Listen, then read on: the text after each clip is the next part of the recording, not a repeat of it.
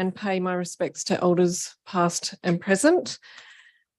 In relation to apologies and members on leave of absence, we do have an apology from Councillor Hallett this evening, who is travelling away from work, and we have heard from Councillor Loden that he is running late but will be joining us, and we welcome Councillor Wallace back from holiday. Hope you had a wonderful time.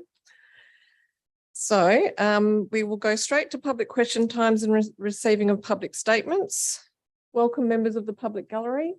I think most of you have been here before, but just in case, we do ask that when you come to the microphone, you state your name, the suburb in which you reside, and we do time you to speak to 3 minutes.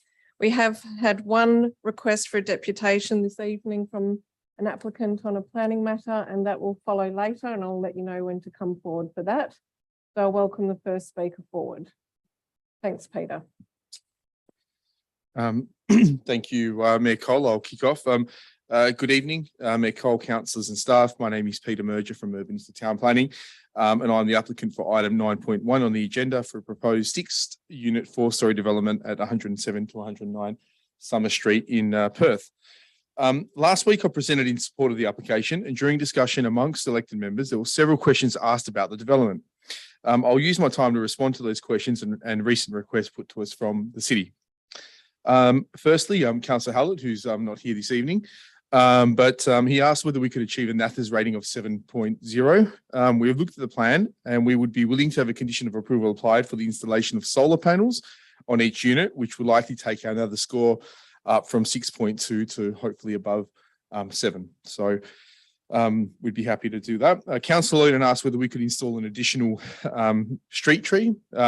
I understand that may be an issue due to insufficient space. However, as a compromise, we would be happy to provide additional trees along the side of the unit adjacent to the childcare centre. To alleviate the concerns of our neighbour at the childcare centre and to address comments from Mayor Cole and Councillor Castle, we are happy to accept conditions of approval with respect to the childcare centre for improved safety, sightlines and overlooking. This includes constructing a solid brick wall adjacent to the play areas for safety, to plant more trees along this boundary, and to install a sounding beeper so that when cars enter and leave the property, it will provide an alert for pedestrians. Councillor Alexander asked whether we considered flipping the design during the application process, and yes, this was discussed. However, that would have been a worse outcome for those neighbours to the west with balconies and windows looking into their properties. The building has been designed so that there is no overlooking or privacy issues to the western neighbours, with those windows being minor and articulation included into the design to soften the aesthetic and the bulk and scale impacts.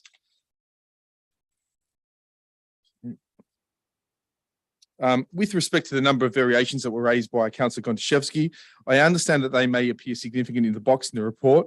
But if you read on in the officer report, you'll note that the extent of variations are generally minor in nature.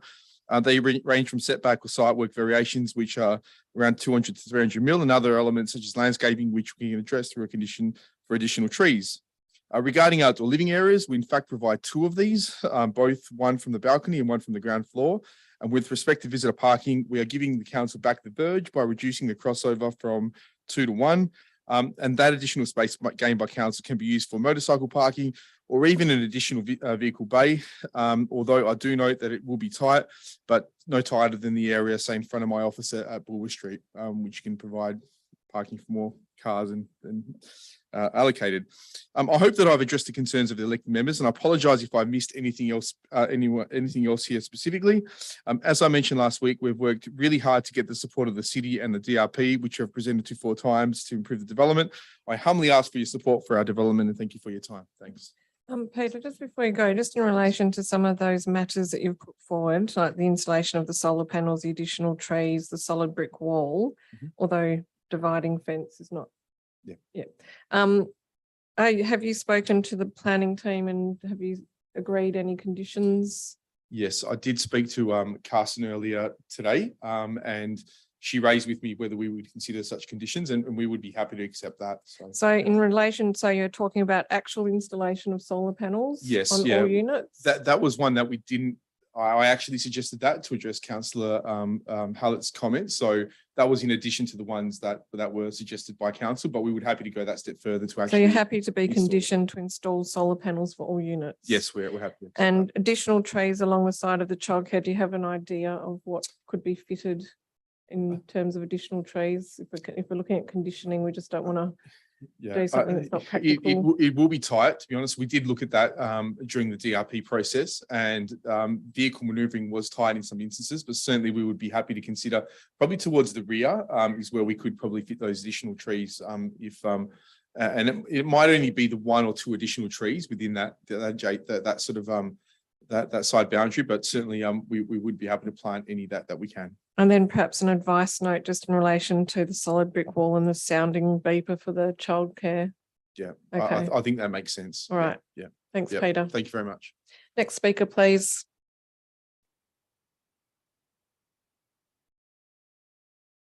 Good evening, Mayor Cole and councillors and staff. My name is Teresa Mangione. I own the property at 105 Summer Street, which is next door on the eastern side to the proposed development 107. I just had the issues with the height and the overshadowing, and I've since found out there's also solar paneling on the childcare centre, which will be affected by the shadows by the height of the building.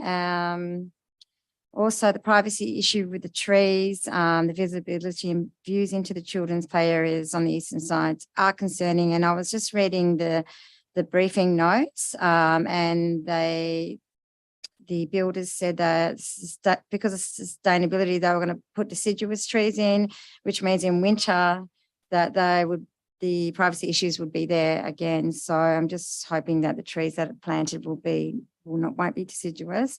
Also the bay, I just still don't think one bay is enough. And I think that parking survey of 2018 is outdated, and 6 units is a lot of 3 bedrooms plus studies, a lot of people in there, plus having all their friends come over. So that's all my issues. Thank you. Thank you, Teresa. Next speaker, please. Looks like you're up. Would now be the appropriate time to make a statement about 624 Beaufort Street locations this time? Yes, I'll just tell you what number item that is. That is item 9.4. So yes, this is the right time to make a statement. Thank you. Thank you. So my name is Dr. Benjamin Scully, and I live in Mount Lawley. I just wanted to comment on the impact of comment on the impact that the previous activities of this was an unapproved development has had on my family. The noise when it was operating has been really very significant. Our bedroom faces the outside area of this development. It hasn't allowed us, when it's operating, to sleep in our bedroom. We've needed to sleep essentially on the floor in a living area on the opposite side of the house. The music has been routinely clearly audible throughout the whole house when in operation, even with windows closed. On many occasions, this has continued to 3, 4, 5 a.m. in the morning, despite the conditions that the council placed on this venue. We've had to pay thousands of dollars to get shutters attached to the house. This improved, but did not actually ameliorate completely that issue. We still weren't able to sleep in our bedroom during that period as well. It's also brought the venue faces Beaufort Street, but at the rear is at the laneway, which is between my premise and the development.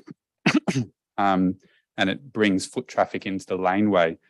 And so there's often a lot of noise late at night, people yelling as they exit, I would say inappropriately, through the rear of the venue, or they gather in the laneway for reasons I'm not quite sure. It's also, we've felt reduced to security in that laneway. It's a very dark laneway, it's not well lit, and people gathered there. We've observed some activities which we weren't quite sure what was going on, and we were concerned about the security. And if this development were to go ahead in its current form, we don't believe we could continue to live in our house, and we would need to move because of the impact it's had previously. Also, I don't believe the noise assessment was valid. And I note the council papers on this. And this is both through my personal experience, which I just recounted to you, but also through my professional experience. I'm a public health physician, former director of environment and health in New South Wales, and I don't think it was up to scratch. And also, I think given that it's a tobacco venue, I don't think we should be really promoting such a venue in the City of Vincent. I note the many good policies and words that have been written by City of Vincent on this matter.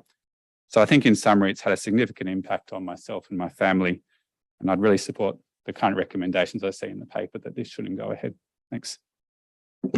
Thank you. I'm very sorry to hear about those impacts that you have experienced in the past. Next speaker, please.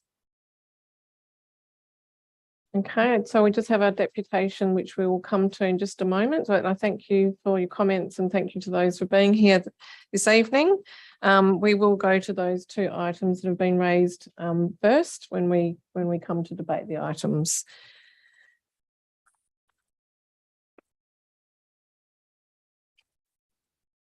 Also, just noting that we have received some written questions tonight, so we will come to those when we get to those particular items. And we've also got responses to previous questions provided in the agenda this evening from last month. So just before we go to deputations, we do need to deal with leave of absence applications. It does seem like there's a few this evening, but don't worry. I've looked at all the dates and we will have it covered. And I think most of the absences are happening during a time when we're not having council meetings, but I'll go to the CEO to read through those.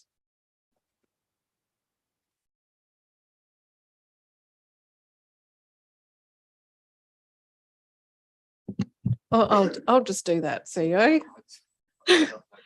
It's okay. So first of all, we have a request from myself to have a leave of absence from the 2nd to the 11th of October 2022. Executive Manager of Governance, do we need to deal with these separately or can they be dealt with together? Separately? Together. Okay, so I'll read through them all. 4.1, Councillor Iopolo has requested a leave of absence from the 3rd of October to the 3rd of November 2022 inclusive. 4.3, Councillor Alex Castle has requested a leave of absence from the 3rd of October to the 6th of October 2022.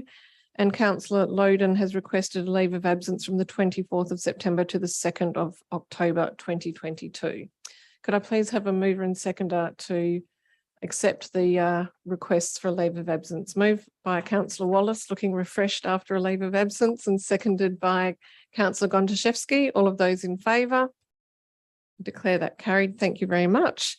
So we'll move to receiving of deputation this evening from Mr. Sammy Burr in relation to 9.3, which is 221 Beaufort Street, Perth, change of use from eating house to restaurant, cafe and unlisted use shisha bar, including alterations and additions. I understand that this request is for somewhere between 5 to 10 minutes maximum. If you'd like to come forward, thank you.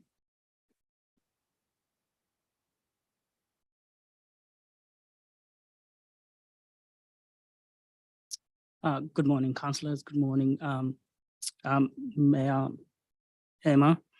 My name is Mr. Akwoj and I live in Brabham. I'll be sharing that 10-minute with my colleague, Mr. Gooday, and I'll give him the first opportunity to try to address the issue for the reason why we're here, and I'll give him the floor now. Hi, Emma. Yeah, last year I got the approval for the patio, and it was mentioned in that patio when they approved it, it was saying new patio and new smoking area and seating area. And I built the patio in December, and I called the council about the operating hours, and then they asked me to put in a application for the change of hours. Then I got a call from the council saying, are you going to be selling a shisha in the patio? And I said yes. But when they approved it, it was already saying there seating area and smoking area, and I have the approval with me. And they did approve, and they did approve it. It was saying there smoking area and seating area. So when they called me and asked me, shisha is unlisted use and you have to put in an application, That's when I put in the application. But they did say they did approve the patio, and I built it was for smoking and seating area in the patio. So the patio is built, and now I'm stuck with the lease, you know. So so the person who did the approvals for me, she didn't mention shisha. She just said smoking area and seating area. So I got a call from the council saying shisha, so it's unlisted use. You're gonna have to put a application in, yeah. And it's been until now since I put in the application, yeah.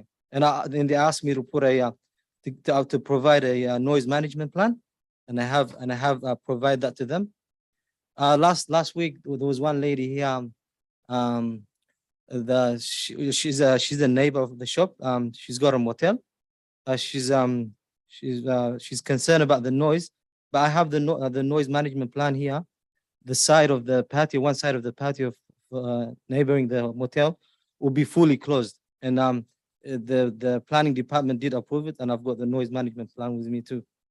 So one side of the patio will be fully closed, so it won't be too much noise going to the motel. And there's I think over 1 meter gap between the patio and the motel.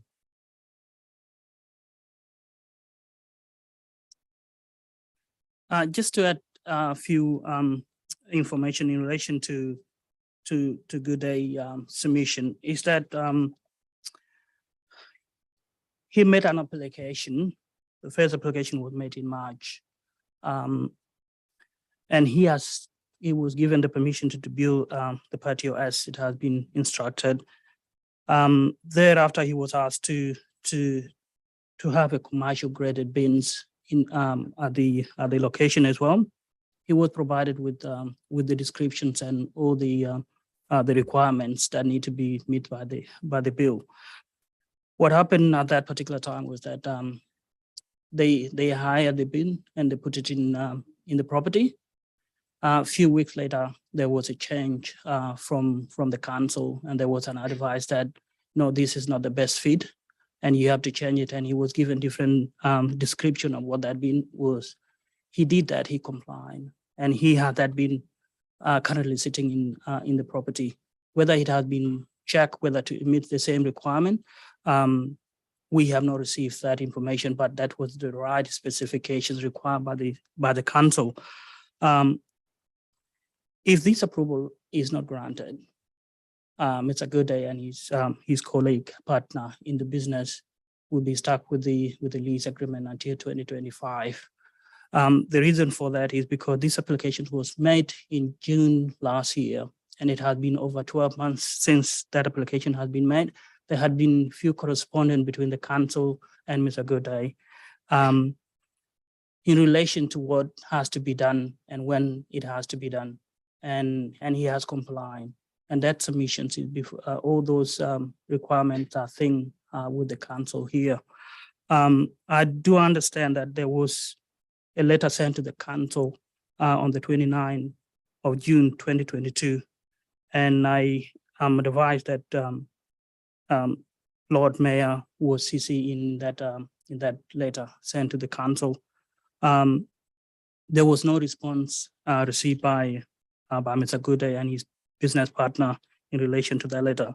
But what was claimed in that letter was a series of communication between this council and Mr. Good Day and his partner.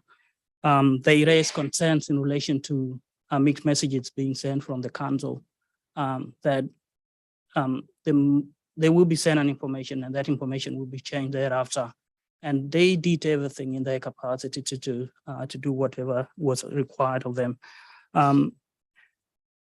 We understand that it is within the discretion of the council to reject or to accept the application. Our understanding is that chicha is not illegal. It meet for you to operate a chicha bar, it must meet the requirement it must meet the requirement that apply to other tobacco products. And this is why this is important, because there have been requirements that need to be met. And Mr. Good Day and his business partner have done everything within their capacity to try and do as it is required. If there are any further requirement by the council, those are some of the things that need to be brought to their attention, and they will be in any position to try and address them. There is pecuniary laws in relation to how they've been paying over 5,000 per month in lease agreement, and also continue in relation to the construction of patio in the property, and making sure that the property meet the requirement. It had been a considerable financial loss to them. So if there are any consideration that need to be considered, it is whether the requirement that has been set by the council are met. And if they are met, then they should, if they are not met, then I submit that the application should not be rejected, but maybe the further work need to be done on the property to be able to meet the requirement for them to operate chicha bar. Unless there is anything else that can be asked from me from the council, this concludes my submission.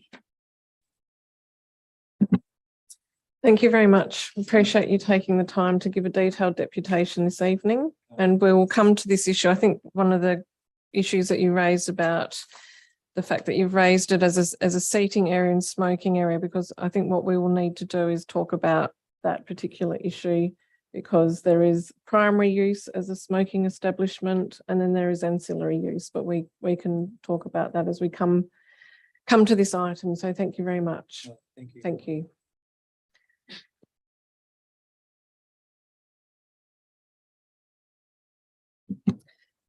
Okay, so we'll move to item 6, which is confirmation of minutes, and these are for the minutes of the ordinary meeting held on the 23rd of August 2022. Can I please have a mover, Councillor Gontaszewski, and seconder, Councillor Loden? All those in favour? I declare the meeting's minutes adopted. Announcements by myself. I have a couple of things just to mention. First of all, I would just like to note and provide the city's views in relation to the National Day of Mourning for Queen Elizabeth II on Thursday. This has been quite something for the whole world to experience. Many of us would have watched the funeral service last night with millions, perhaps billions of people around the world. We have been having the City of Vincent's flags flying at half-mast as we recognise the passing of Queen Elizabeth II.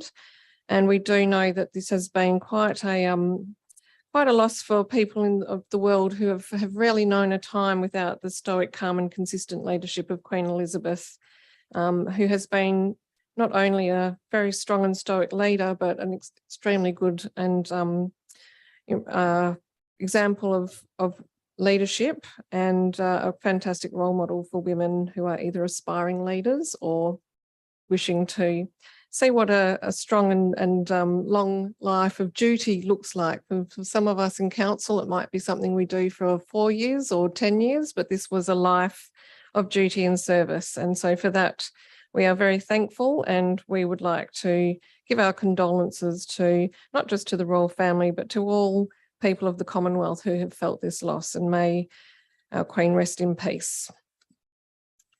I would also like to note that this is Virginia Miltrop's last council meeting, our Director of Community and Business. Never did we think we would, oh, my time's up. Sorry, Virginia, I'm going to breach it for you.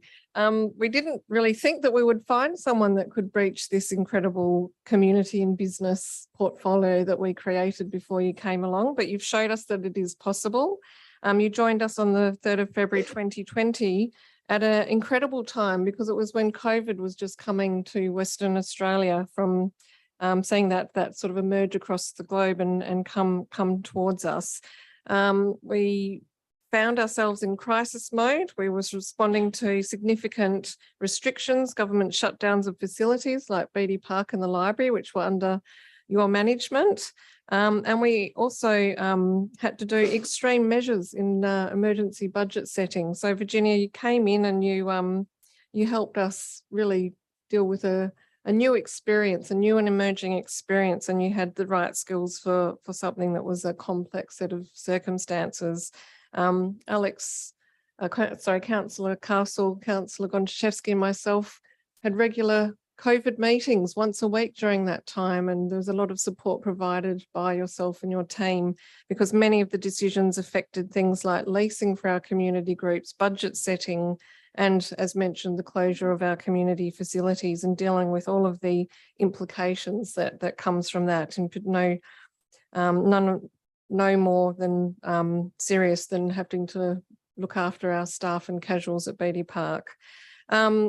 So just then when we sort of moved beyond that, Virginia, you have helped us lead improvements in financial sustainability, procurement and contract management, project management and customer service. And tonight we will be dealing with the long-term financial plan, which I think is a really sound document and a rating and review policy for the first time. So that is an incredible body of work that has been driven by yourself and the high-performing finance team.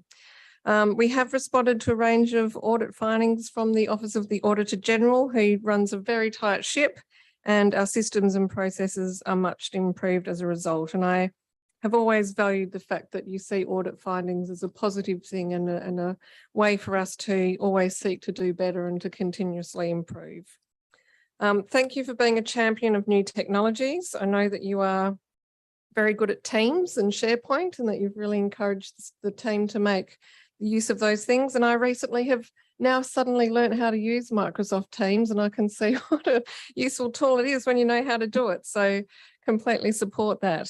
You have been a really strong advocate for our community development portfolios, particularly in the area of reconciliation. And we love that you embrace the sports and recreation portfolio and the work that we've been doing with women in sport, which Councillor Gontaszewski was a huge advocate and set in place. So we commend you, Virginia, on your amazing promotion to CEO of the City of Karratha. We think you are a wonderful role model for women in local government, and we wish you and your husband well on your new adventure. We know you're taking the dogs with you. We hope you enjoy the lifestyle. I hear there's 500 staff to look after and to role model for. So we hope that this experience at the City of Vincent has set you up well, and we wish you all the best in your future local government career.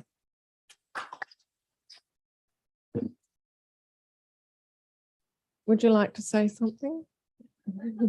I just always regret that when I farewelled Josh Toppelberg, I didn't give him the opportunity to say something, and I think he was a bit cross with me. So I've learned. Through Mayor learned to Cole, adapt. there might be a speech to be made next Thursday for morning tea here in the function room for councillors who are able to get out of work on Thursday morning. And just finally, I think it's really exciting that our events program is kicking off again, because we have had people asking what's been happening to events in Vincent, and it goes to the COVID issue. And I think it's really exciting that we'll be hosting the Waffle Grand Final on the 1st of October. We're expecting 14,000 people at Leederville Oval, and many thousands more invited down to Leederville for the Footyville Festival. If you don't like football, please still come along. It's a festival for one and all. There'll be live music and bands and activities for the kids. There will be screens in Leederville if you can't quite fit in at Leederville Oval. So encouraging everyone to be part of that. It's also on the same day that we start our Grosvenor Road trial and a series of events happening there. And we've got Baskerville happening on Leederville this Sunday. So it's really nice. We're preparing an events calendar because we've got all of these things that are happening. So we'll be putting that out to our community shortly, so they know that Vincent is the place to be through spring and summer. Okay, that was all from me. So we'll move on to declarations of interest. CEO, have you received any? Through Mayor Cole, as mentioned in the briefing last week, Councillor Opolo declared a financial interest in relation to item 12.3, which is the claim for reimbursement legal costs. He will not participate in the debate nor vote in this matter. There was a late item released for the meeting tonight, item 11.7, the Waffle Grand Final 2022. Councillor Warner declared a financial interest in this item, noting that she is a director of Upbeat Events, which has been contracted to manage the Oxford Street activation, and working closely with the Football Commission and the City of Vincent and Leederville Connect she will not participate in the debate nor vote in this matter. They're the two declarations of interest I've received. Thank you. Just checking whether there were any other last minute declarations. Okay, thanks, councillors. Okay, so this evening in question time, we have had just the two issues raised, which is items 9.1, 9.1, 9.3 and 9.4. In addition to those three items, I'll go around the room to see if councillors wish to debate other items. Councillor Castle. No, Councillor Wallace, Councillor Arpalo, 9.5. Councillor Warner, Councillor Loden, Councillor Alexander. Yes, are we going to discuss the long-term financial plan and the corporate business plan and four-year capital works? Sure, that's an absolute majority decision, so we will be discussing that. Councillor Gontaszewski. I had that too, because I don't, usually it says somewhere that it talks about absolute majority in the decision, and it doesn't in the current wording.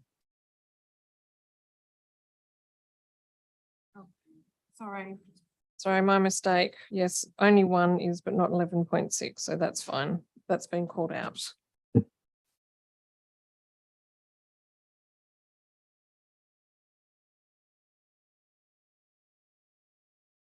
I'll call out 11.7, the Waffle Grand Final.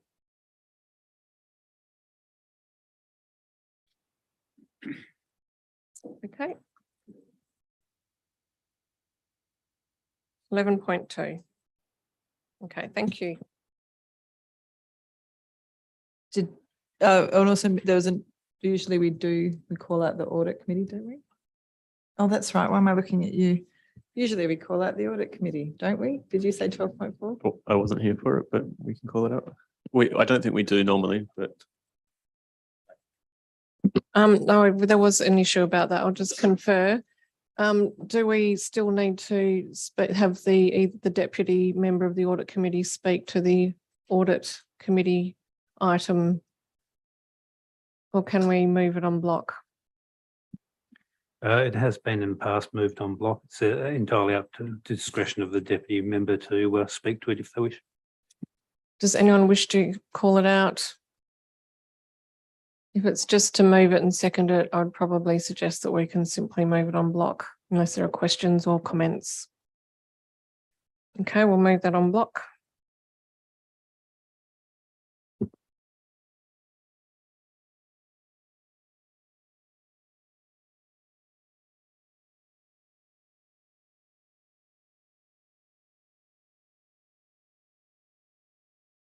Sorry, I did just want to make public comments about 12.3 just for the record, so I will call that one out. Yep. Sorry, that being the two items that are financial interest we have to call out. Yep. So that is also 12.3 and waffle. Yep.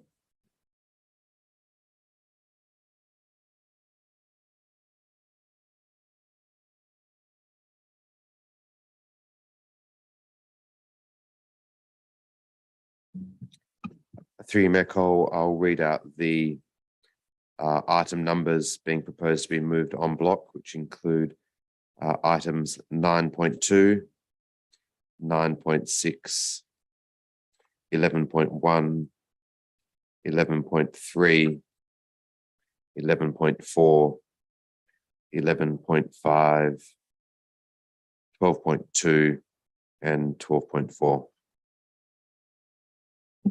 Thank you, CEO. Can I please have a mover and seconder for the en bloc items? Moved by Councillor Castle, seconded by Councillor Wallace. All those in favour? I declare the en bloc items carried.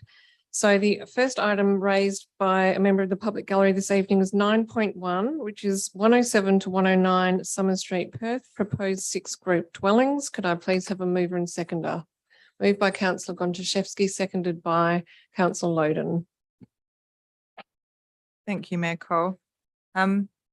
Whilst I do appreciate the journey that has been on since this application first landed, I won't be supporting the officer recommendation tonight. I feel that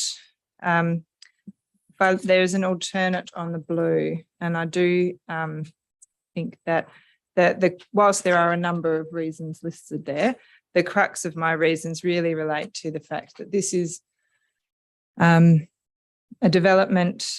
This isn't an extension. This isn't a development that's, seriously constrained by, multiple rights of way on different sides. This is not necessarily a super challenging site. This is a big development on a reasonably, tight inner city site.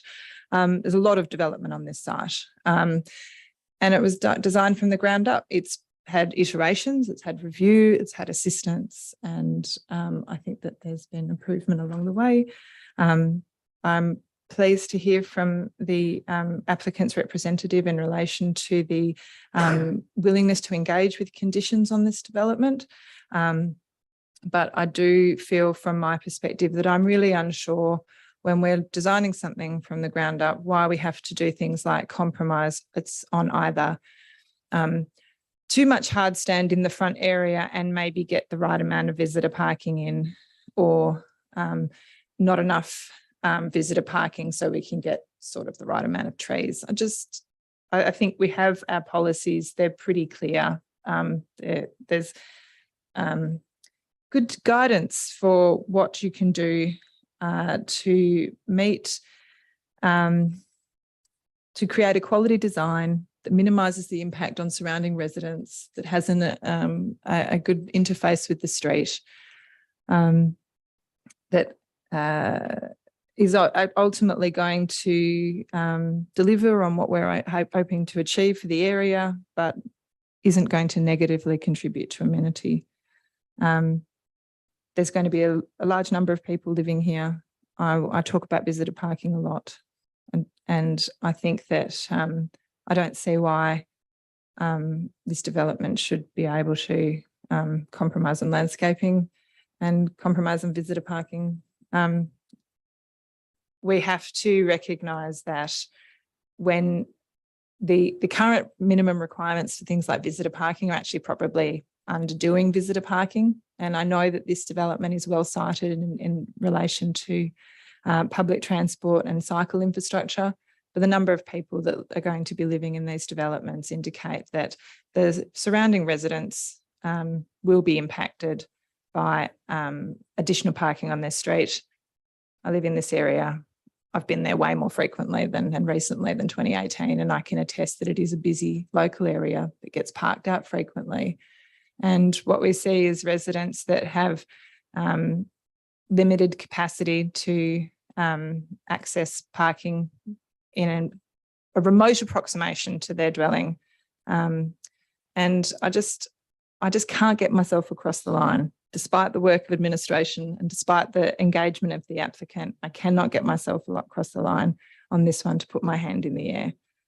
So I won't be supporting the officer's recommendation in this instance. Councillor Loden. Thank you, Mayor. Quick question. So we received an email earlier today just about engagement with the neighbouring childcare centre, and there was a number of recommendations in that email on sort of things that were agreed between the applicant and the childcare centre. Those items, and apologies, I don't know if this was discussed prior to me getting to the meeting. I had a challenging home departure process. Do those get added as conditions in this approval, or is that something that is separate to this? Do we need to put an amendment in if we do seek to approve this item? Through you, Mayor Cole, yes, just for your clarification, Councillor Loden, the applicant did agree to providing the double brick dividing fence along the eastern boundary, some additional trees along the eastern boundary as well, just to assist in mitigating privacy concerns. It's just the solar panels. And the sound beeping device for the purpose of providing clearer sightlines. We did provide some comments from administration in respect to those items in that email. I think ultimately we consider that the design features provided along the eastern boundary are sufficient in mitigating impacts of overlooking and subsequent loss of privacy to the childcare centre as existing. So in respect to the trees, it would be still open for council to move an amendment to include a condition. The wording of that condition would just need to note, and we've drafted that up if you would like to move that, that we'd have run the swept paths for turning circles for the garages, and there is some conflict. So I can't confirm the amount of trees that would be able to be provided in addition to what has been provided, because the applicant has really tried to maximise them out. So that would be open to you. In regards to the sightlines, the applicant does comply with or does meet the deemed to comply standards relating to sightlines already. But again, it would be open to council to move an amendment to include a sound beeping device or the like, another notification device, just considering the impact of noise of that device on surrounding residential properties as well. And yeah, we have also just drafted a condition regarding the solar panels, which the applicant has agreed to provide to the roof of each unit. Then the final one was just in relation to the dividing fence, where that does not require approval through the DA. It would be approval, or it would just need to meet our dividing fences local law. So that's a separate process, and it is a civil matter between applicants. That would really need to be, between landowners. That would need to be a civil matter as agreed, separate to this process. But the applicant is open to it. Thank you. I appreciate the run through. I hadn't had the opportunity to read the full extent of that email. Is it possible for you to share a copy of what that amendment would look like? I don't know if you have it as an email or a hard copy that you can share as well, because I'd like to have a read of that if I could. Can I also just check, would that be a series of separate amendments? So a separate amendment on the trees, a separate amendment on solar panels, and then if there was a sound device, that would also have to be separate. So 3 separate amendments. Yes, that's correct. So they're amendments to 3 separate conditions, and we did make an amendment to attachment 8, which is in regards to the advice notes relating to the dividing fences. Thank you. So I'm somewhat torn on this one, I guess, but I do take the points that Councillor Gonczewski is making here. This is a large development and it could definitely do better around parking and tree canopy in particular. I do acknowledge as well that this is close to public transport infrastructure, but the reality of this space is that we don't have parking restrictions to my understanding. So it's just, actually that's probably a question. Do we have parking restrictions in there? Through you, Mayor Cole, the parking on the street of Summers Street is 2p. I believe that's during the day.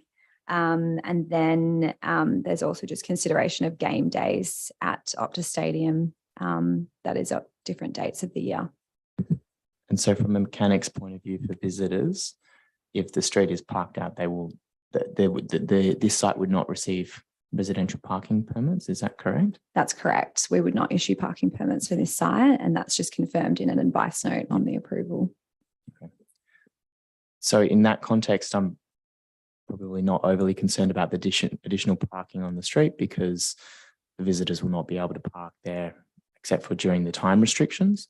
But I do see that the issue of hard stand and tree canopy, which we do push on quite strongly, there's a strong opportunity to do more in this site. It just would mean that you'd have to have less built form. And I think that is achievable. It just would decrease the size of the development effectively. So I'm inclined to not support the officer recommendation in this case as well. I will listen to debate, and I am interested to hear what others have to say on it.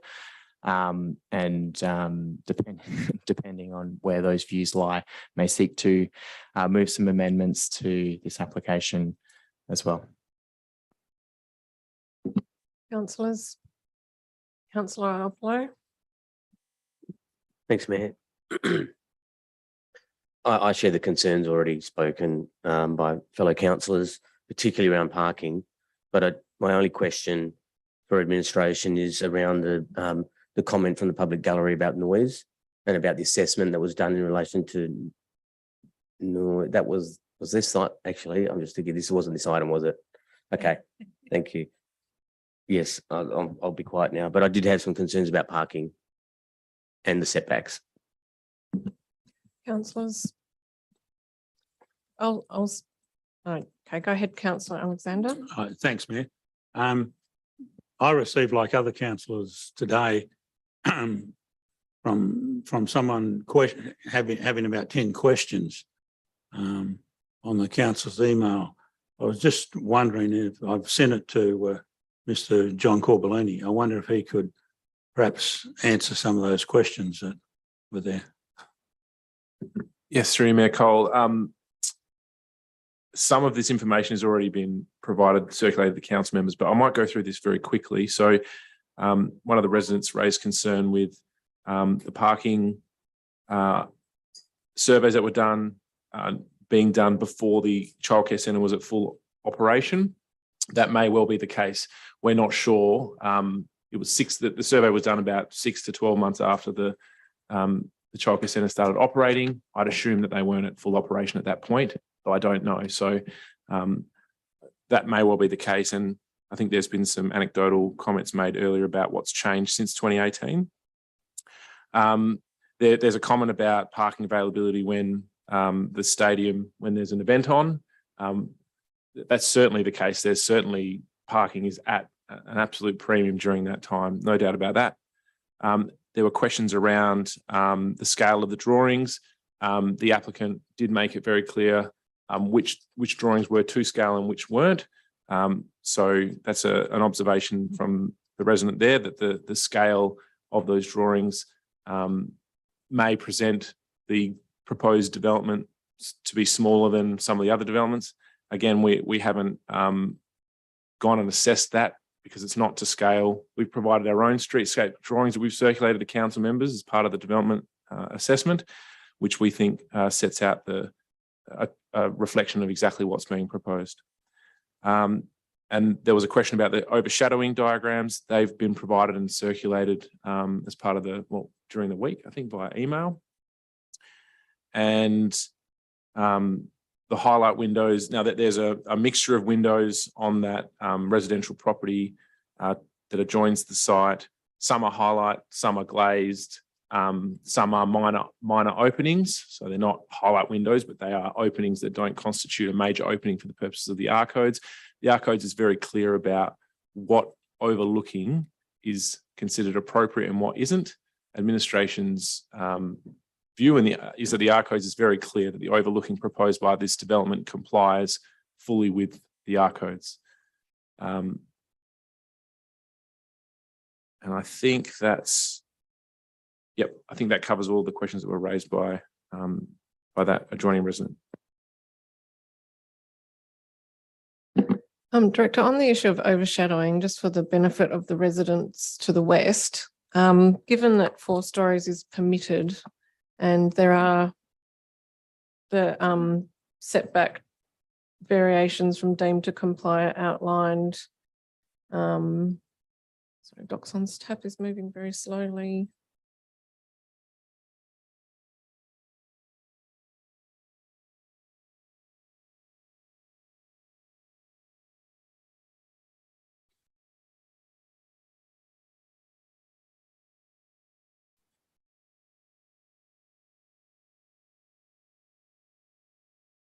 So just in terms of the setbacks impacting that side,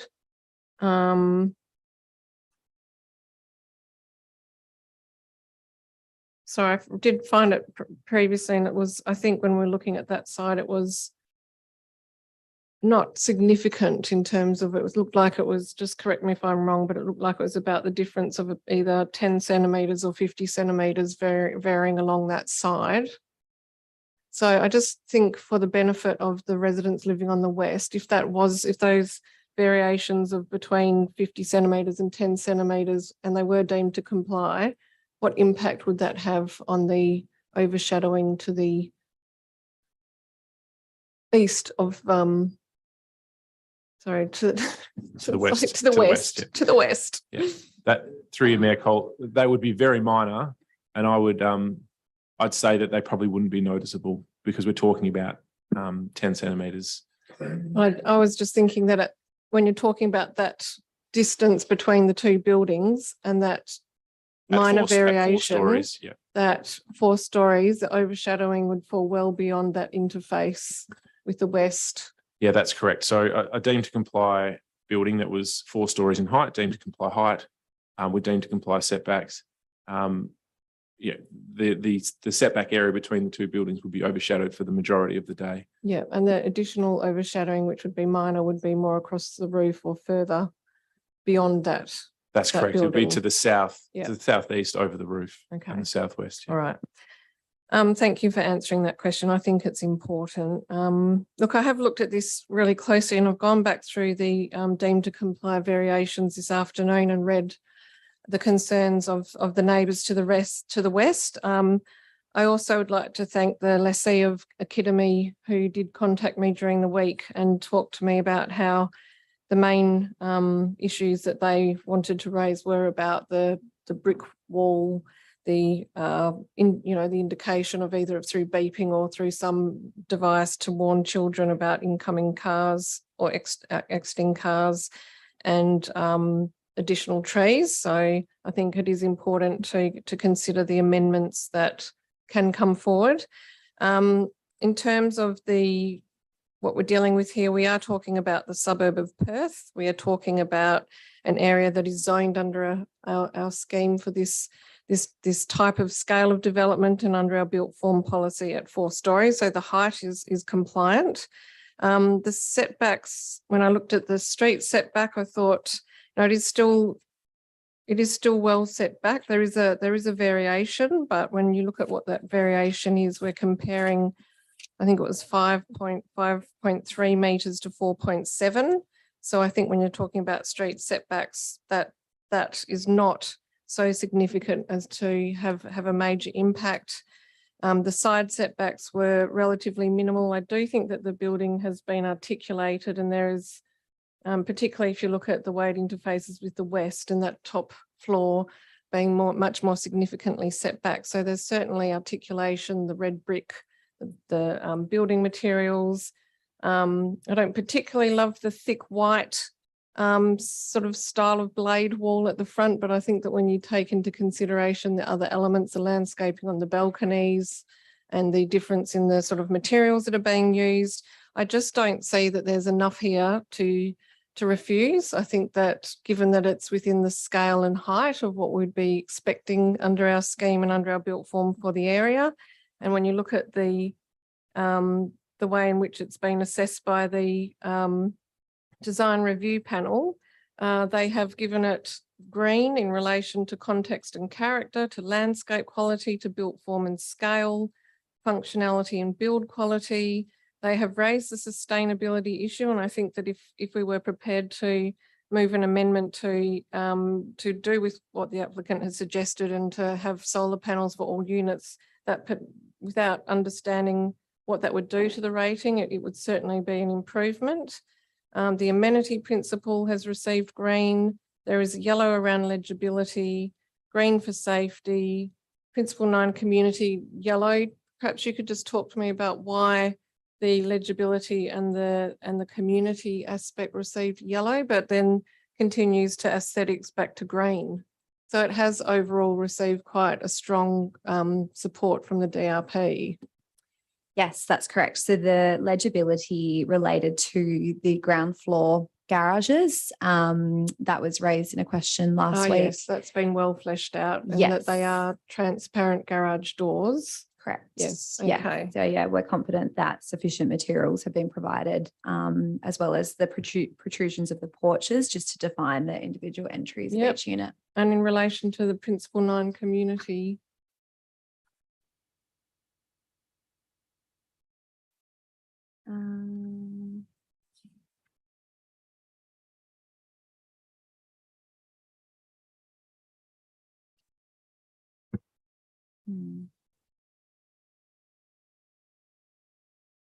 I think that was also just in regards to the legibility, coming back to the communal aspect of the driveway itself, and potentially a perception that it was potentially closed off to that communal gateway. The DRP was of opinion that there could have been an increased streetscape activation to that Right. internal community. Okay. Yeah.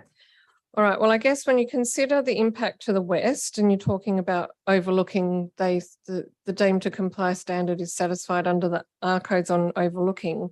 The overshadowing I raised because even with those minor setbacks variations, it still would not, it would still overshadow that interface between the two buildings if it's a 4-story building, which it can be in this area. On the childcare side, I think we've had some very detailed illustrations to look at view diagrams, which show that the impact of the trees both being proposed for the driveway as well as existing tree within the babies area and the awning over the babies area, that there is not going to be overlooking into the babies area. That is not an issue that the director of the childcare has raised with me. It wasn't a concern that he has raised. So I don't actually have a problem with this from an approval perspective. I think that it is fitting for this suburb on this street in this context. And I think that it would be worthwhile if others feel the same to consider the amendments that we could make in terms of solar panels and additional trees on the driveway towards the rear and an advice note around the brick wall. I think it's approvable if we can do that. And I think that the applicant has demonstrated that they are listening and prepared to make changes. So I'm supportive of the application. Councillors, Councillor Castle. Thank you, Mayor. Could we have the wording, the proposed amendment wording back up on the screen, please, Wendy?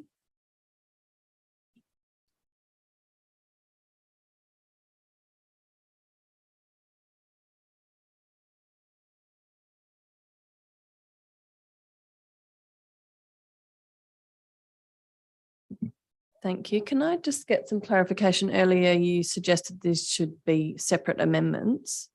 So would you deal with the amendment to number 3 as one parcel and Through you, Mayor Cole, they could all be moved at once. There's no need for them to be split out unless the council members decided that was the most appropriate approach, because some would be supported potentially Okay. and not others.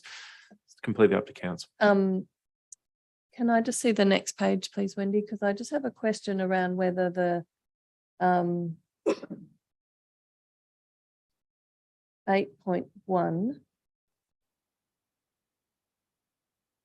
what exactly is being proposed there? Is this in relation to the brick wall that is discussed?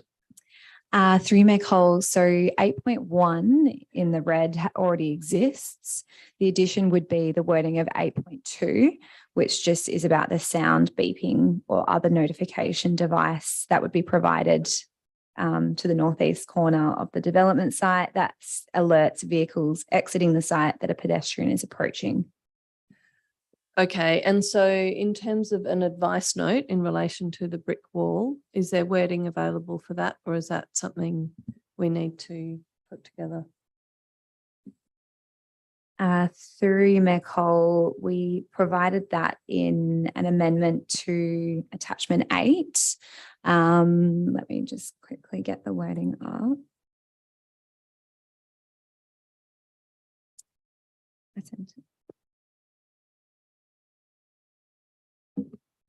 Just while Wendy's getting that up, I can read you the wording.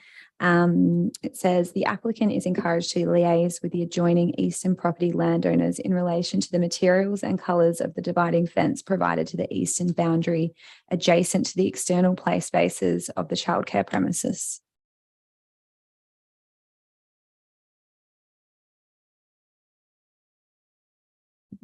Okay, well, from my point of view, I'd be happy to move that amendment in full, unless there's an indication from council that they'd prefer to separate them. You saying separate? You separate them? Okay, well.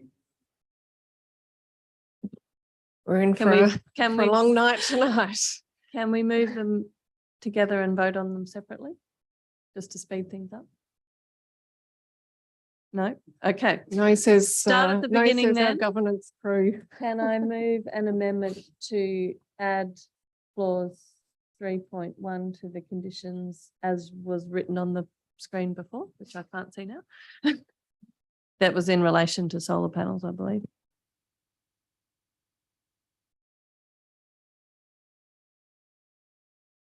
Can everybody see that?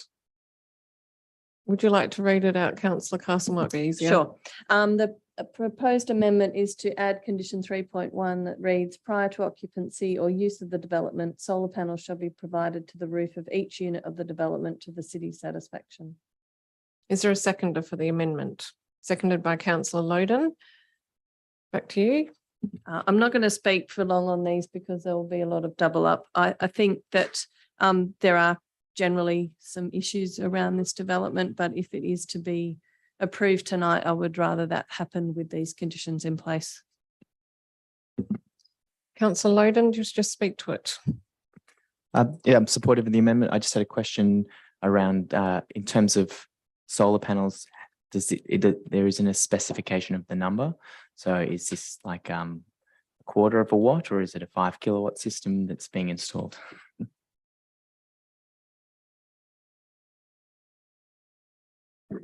Through you, Mayor Cole, that hasn't been discussed with the applicant. So it'd be at the discretion of the applicant under the proposed condition. They haven't proposed anything to us.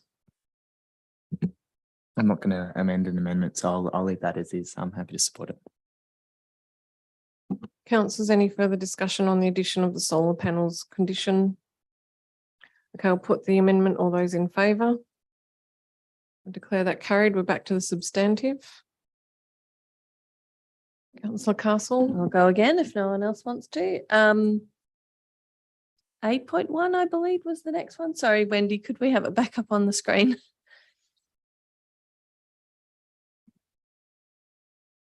Oh, 6.3 was the next amendment. So the proposed amendment is to add condition 6.3, prior to first occupation of the development, additional trees shall be provided along the eastern boundary of the site where they do not provide conflict with vehicle manoeuvring to the city's satisfaction. Evergreen species shall be provided and should seek to maximise canopy cover. Is there a seconder for the amendment? Seconded by councillor Loden. Wish to debate the item? Basically, the same question is what will this look like in reality? Because there's no specification of number of trees. So how will the city enforce this condition? Yes, through you, Mayor Cole, the proposal is that we'll add as many trees as can possibly fit.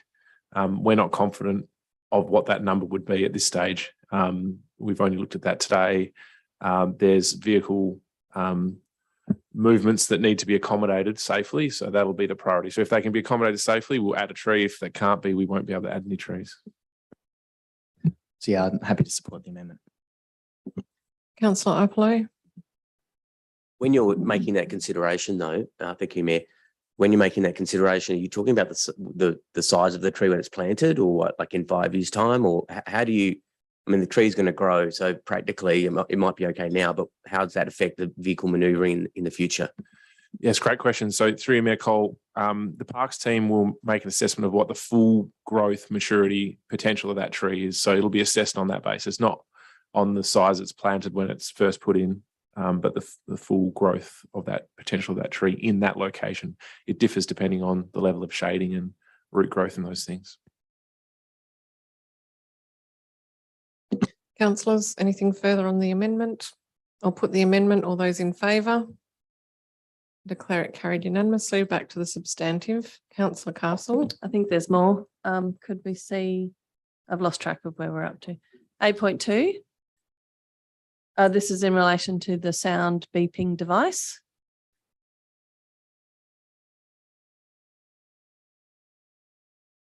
So this proposed amendment is to add condition 8.2, prior to occupation of the development, a sound beeping or other notification device shall be provided to the northeast corner of the development site that alerts vehicles exiting the site that a pedestrian is approaching to the city's specifications and satisfaction. Can I just ask a question? Wouldn't it be that the vehicle is alerting, how is this device triggered? Through you, Mayor Cole, generally, it can happen either way. We've seen it either way, that the alert is alerting pedestrians or that a pedestrian is approaching. I think the wording of the condition would probably work either way. It could be even a flashing light, which is quite common that a pedestrian is approaching. So I think that would probably be most suitable. Okay. Yeah. Does that cover options? Okay. So just before we can take questions, it's been moved by Councillor Castle. Is it just was clarifying what we're actually amending? Seconded by Councillor Opolo. Councillor Castle, did you wish to speak to it? Councillor Opolo? Yep. Just a question, Mayor. Thank you. So this what is being proposed with this amendment, I assume, is people exiting the building from the parking area. I'm not sure where we're talking about. Through you, Mayor Cole, it's to alert either vehicles or pedestrians. So if a vehicle's exiting the site and there's a pedestrian walking on the footpath, that the pedestrian is crossing, so that they know to either stop and wait for the pedestrian to cross, so to allow safe access. So that happens whether or not a pedestrian is there. So if this will happen at 3 a.m. or if someone's coming in or out of the building at 3 a.m, this is going to go off. And in this location, is that going to cause a noise issue for the neighbouring residents? Potentially, yes. If it is a beeping noise, in the condition wording, it does say or other notification device. Like I said, there can sometimes be flashing lights saying pedestrian approaching, which wouldn't provide a sound impact at all. Through you, Mayor Cole, I might just suggest that if this relates to the childcare centre, it may be that it could operate during the hours of the childcare centre. So it might be that this condition could be, maybe it's sufficient already, but it could also be extended to clarify that it's just during the operations of the childcare centre. I'm sorry if that wasn't helpful. Would the mover and seconder like to add the words during the operation of the childcare centre to the amendment? No, because I think that's covered under the phrase to the city specifications and satisfaction. I think that gives some scope for you to work with both the applicant and the childcare centre neighbour to devise something that's going to work for both parties and not have an impact on the surrounding area. Through Mayor Cole, I just might add, nothing could be installed that doesn't comply with the noise regulations in any case. So the noise regulations are very clear about the hours where there are higher standards applicable. So after 7 p.m, for instance, before 7 a.m. So that certainly would be part of the city's considerations when setting its specifications for those uses. It might be a combination of the two things, beeping during the day and lights after hours. Councillor Loden. So the reason why we're doing it separately is because of this one for me, because I am concerned about the noise and the light issue. I think even if it is compliant with the noise regs, we still get plenty of complaints from people about noise that is compliant with noise regs, and there is nothing that can be done once it's complied. So I dislike the idea of having a condition that then potentially causes this amenity impact in that neighbourhood. So I don't support this amendment. I'm happy to look at some considerations around options, and I do recognise that it's up to the city's discretion, but I am concerned that this won't achieve the outcome or will cause more pain than what it is addressing. Councillors, I'll also speak against the amendment because I think that when you're dealing with a childcare centre with children aged from babies to preschool, really these children will either be carried or in a pram or having their hands held. We have so many open laneway entries and exits where this is commonplace, and I think it's probably more of a risk for school children riding to and from school across our suburbs with cars coming out of laneways. So I think this is probably not necessary, particularly given that the sight lines meet the deemed to comply standards. So I agree that this could actually create an annoyance for residents. So not so keen on this one. Councillors, any further debate? Okay, I'll put the amendment. All those in favour? All those against? Declare that lost. Councillor One more Castle. go. I believe there's one more Yes, so through, proposed amendment for the advice note. that's correct. Wendy will bring that up.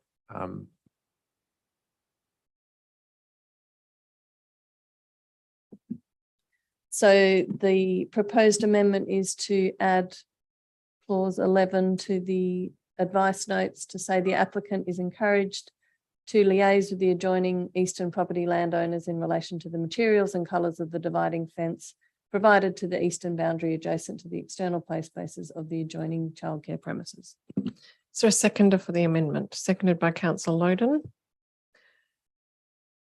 Just briefly obviously to acknowledge that this is not a binding condition and it's simply just reflecting the conversations that are already been had between the two neighbours and to encourage them to be dealt with appropriately. Councillor Loden. Councillors, okay, I'll put the amendment. All those in favour? All those against? I declare that carried with Councillor Ipolo and Alexander voting against. So back to the substantive. Is there any further amendments or debate on the item? Councillor Castle. Thank you. I have a question around parking. I note that the site is quite close to considerable parking at East Perth train station. I just wondered if you could confirm what availability that has for the general public.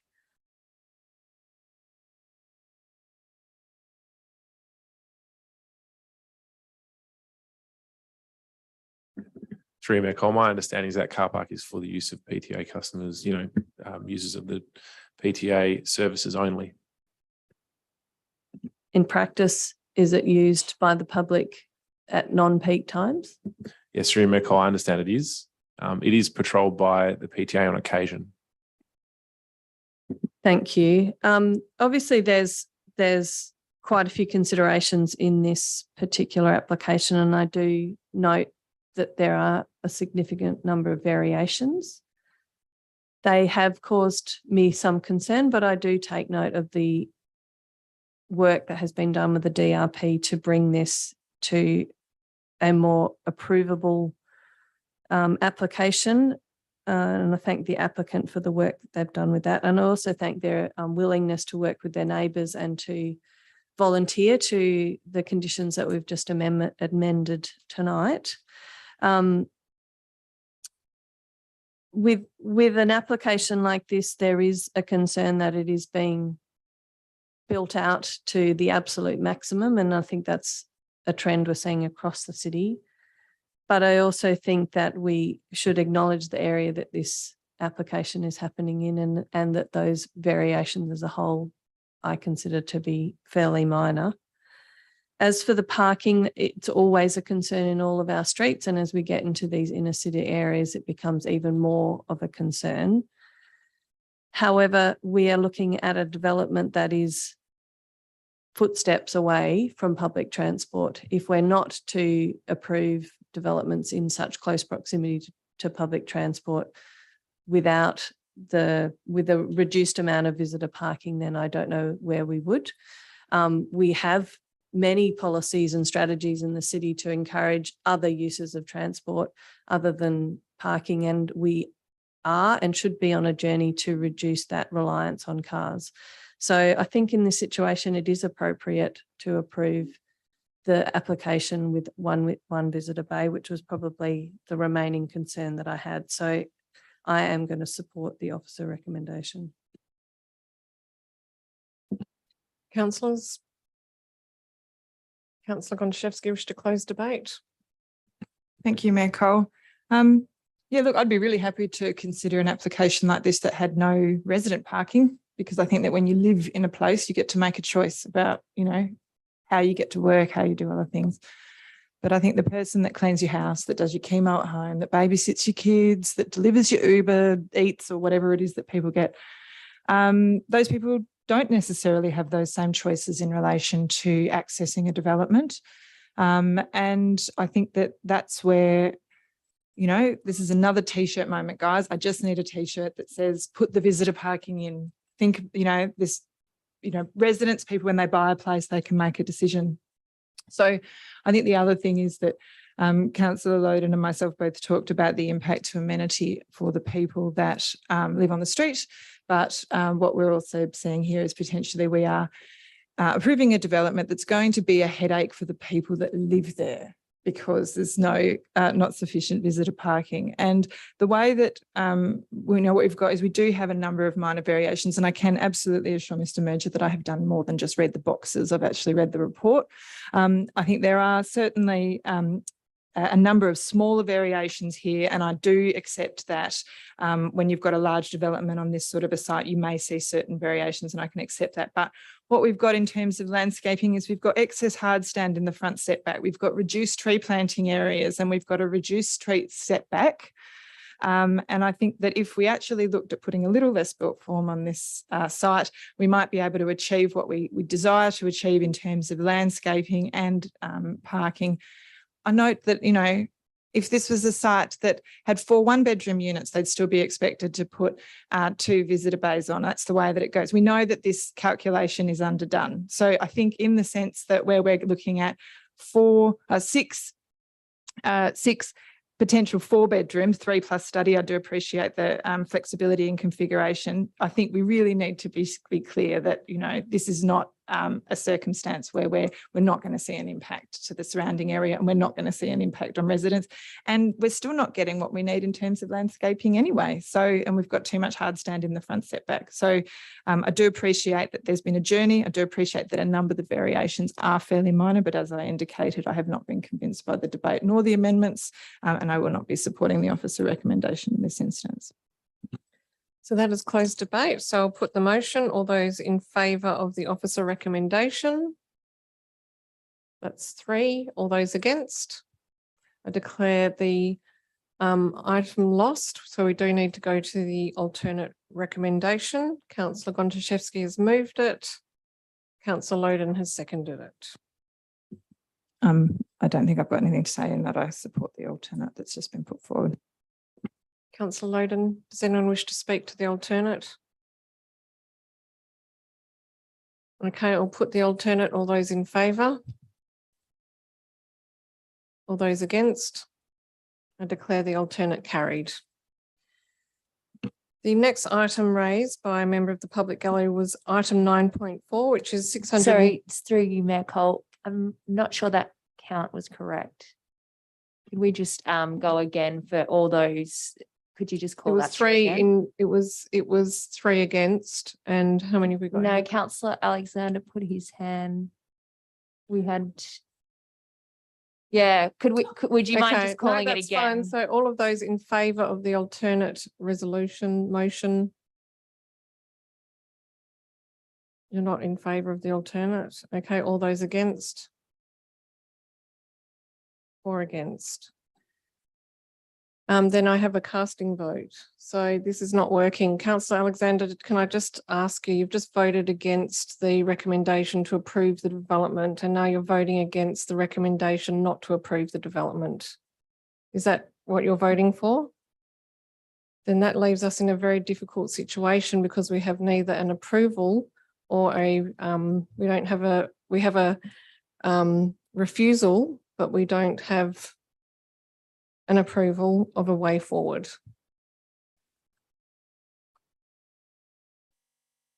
So you're not voting in favour of a refusal of the development. Do you wish to for this development to be refused? You do. Well, can you please vote in favour of the alternate resolution? I'll take the vote again. All those in favour of refusal of the development, please raise your hands. Thank you, Councillor Alexander. All those against? The refusal is carried. Thank you.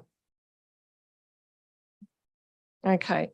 Item 9.4, 624 Beaufort Street, Mount Lawley, change of use to unlisted use, Shisha Lounge, including alterations and additions, unauthorised existing development. Can I please have a mover for this item? Moved by councillor Gontaszewski, seconded by councillor Castle.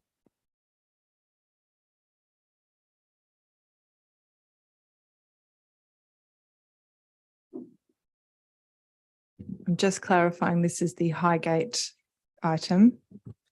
This is the 9.4, 624 Beaufort Street. It is the second of the two Thank shisha you. lounges. This is the one that has been operating in an unauthorised capacity. Thank you, Mayor Cole, for that clarification. I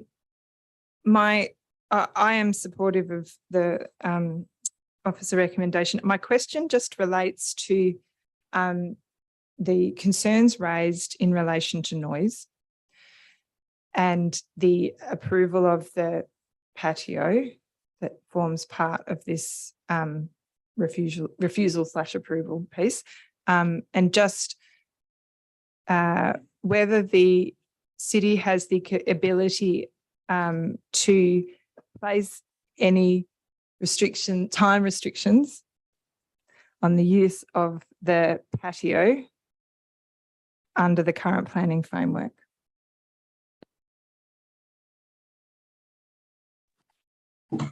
Through you, Mayor Cole, I'll take that question.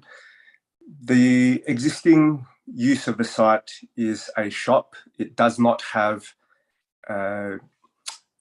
terms around operating hours. The patio addition is in conjunction with that use. My advice is that ultimately the noise regulations would be the most appropriate regulatory framework to deal with any noise concerns, going back to what the amenity concern that was raised from the gallery tonight. So my advice is that it would be the noise regulations that would be most appropriate in terms of dealing with any unreasonable noise that's being emitted, and that would not comply with the noise standards. I guess, should council be of a mind to have something of a belt and braces approach in relation to noise, noting that nothing that we do in relation to conditions would, cast aside the noise regulations. I guess my question relates to whether a condition would be considered to be appropriate in this instance in terms of supporting orderly and proper planning, and I guess being cognizant of the potential for change of use from the current usage. I guess if council wanted to potentially try and add some additional controls over the noise regulations, how that would be considered under the current planning framework.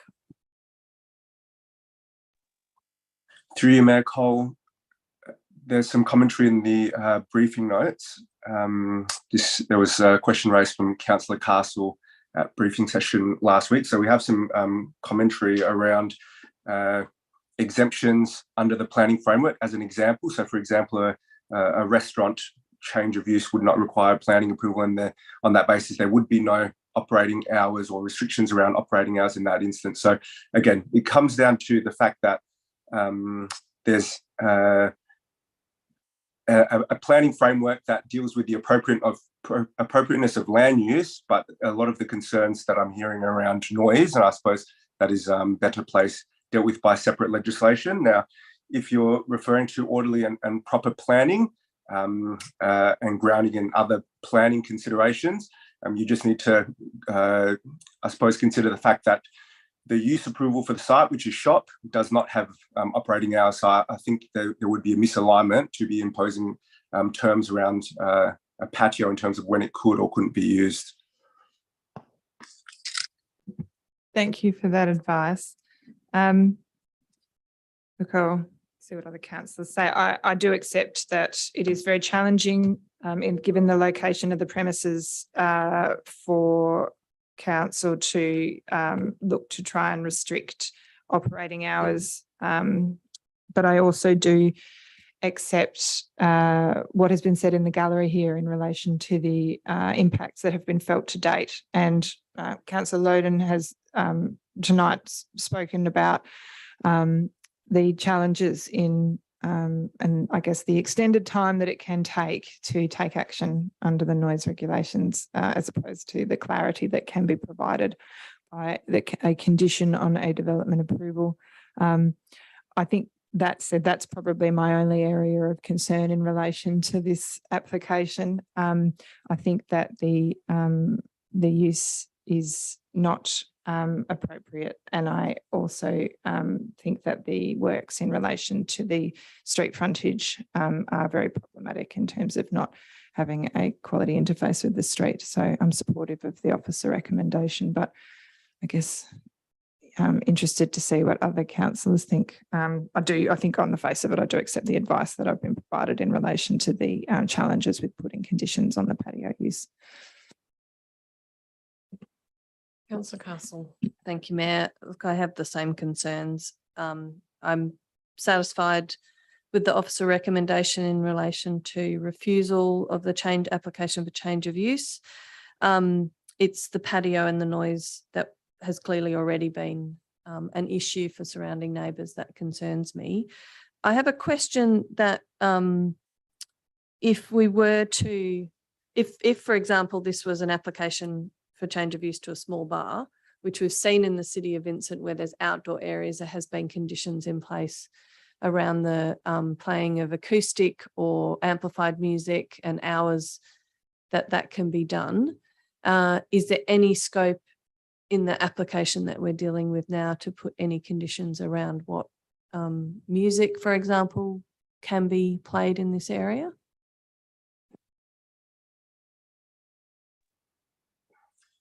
Through you, Mayor Cole, that's a difficult question to answer. The concerns that we heard from the gallery tonight are understood, and that was verified by noise readings and monitoring undertaken by the city's environmental health officers. It's in relation to an unauthorised use. I just want to clarify that the use of that space for a shisha lounge was not approved, and ultimately that was confirmed in a noise report that the city had concerns with as well, that it would not satisfy noise standards. So I guess the concerns that we've heard in many ways are not representative of what the approved use is, which is a shop. So in terms of what could be done for the existing shop use, in terms of what noise levels could be played, that's difficult to know because we haven't had much detail in respect to the existing land use because they're seeking approval for the previously unauthorised land use, if that makes sense. Yeah, and I understand that. I appreciate that clarification. I suppose the quandary that we find ourselves in with the development approval exemptions that are in place is that it could easily be converted to a restaurant cafe, and there wouldn't be any scope for imposing conditions in that respect. My understanding from the advice tonight is that really the only tool we have available to us is noise regulations. So noting that, and I really do acknowledge the concerns raised in the gallery, and I understand that probably those answers don't feel sufficient given what they've experienced, but it's really not within our control to impose any other conditions.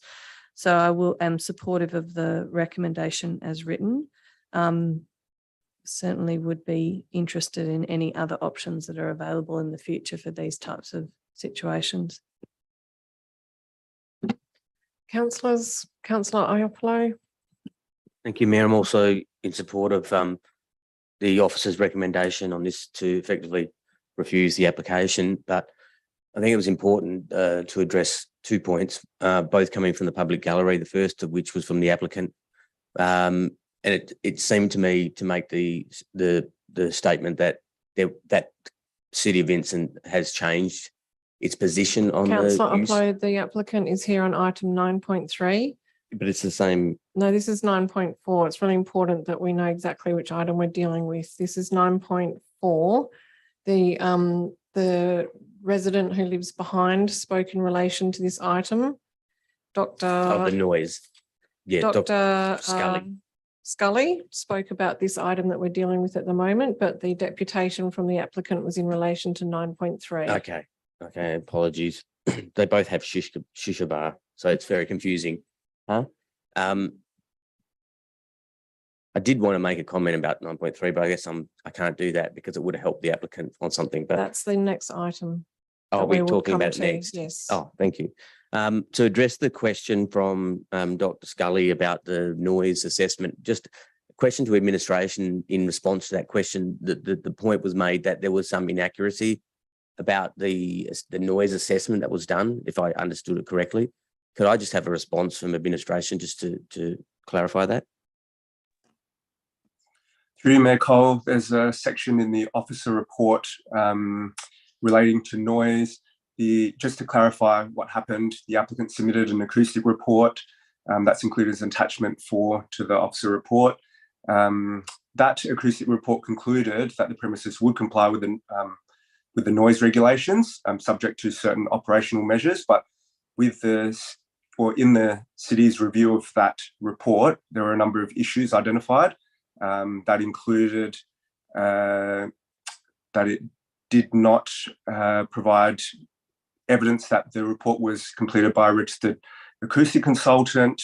It also was identified that it lacked details around the impact that it would have on surrounding noise sensitive land uses in the area, and how the building had been designed to ensure that the noise levels would not exceed the prescribed standards of noise regulations. In addition to that, the noise report was inconsistent and did not align with the city's own noise investigations and monitoring that it had conducted. So for all those reasons, it was identified that the noise report was inadequate and there were concerns with it. The administration agrees with the comment made in the public gallery. Thank you. Councillors? Look, it does seem to lack common sense to approve a patio in this circumstance, but I think from a planning perspective, we don't really have much option because the existing use is a shop, even if it was a cafe or a shop, they can have a patio out the back. And I think this is the conundrum, because the land use issue that we're dealing with is a shisha bar as an unlisted use, which is the predominant use is smoking. That's the differentiation. I agree that the additions of the fence and gate should not be approved, that creates an unwelcoming aspect to the building. We've heard tonight that so much of the activities are happening at the rear and in the laneway. It is important that we deal with this application as face value. It is hard when you hear residents coming and talking about the experiences they've had, and you can absolutely relate to how hard that would be, particularly when people are talking about selling their homes. It's really a very difficult situation to be put in.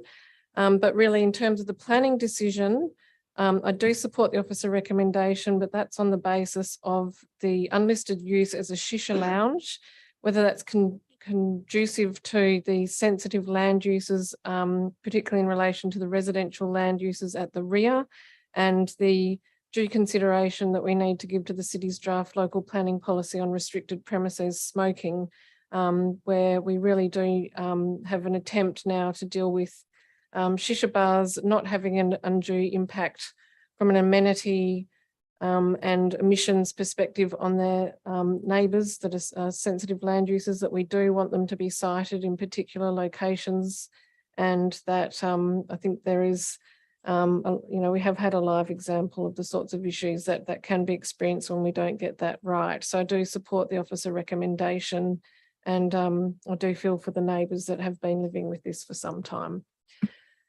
Councillors, any further comments? Okay, I'll put the recommendation of refusal. All those in favour? That is carried unanimously.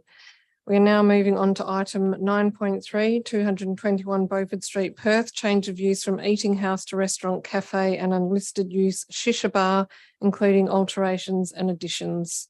And that is to signage. Moved by Councillor Castle, seconded by Councillor Gontaszewski. Thank you, Mayor. Similarly, support the officer recommendation for refusal in this case.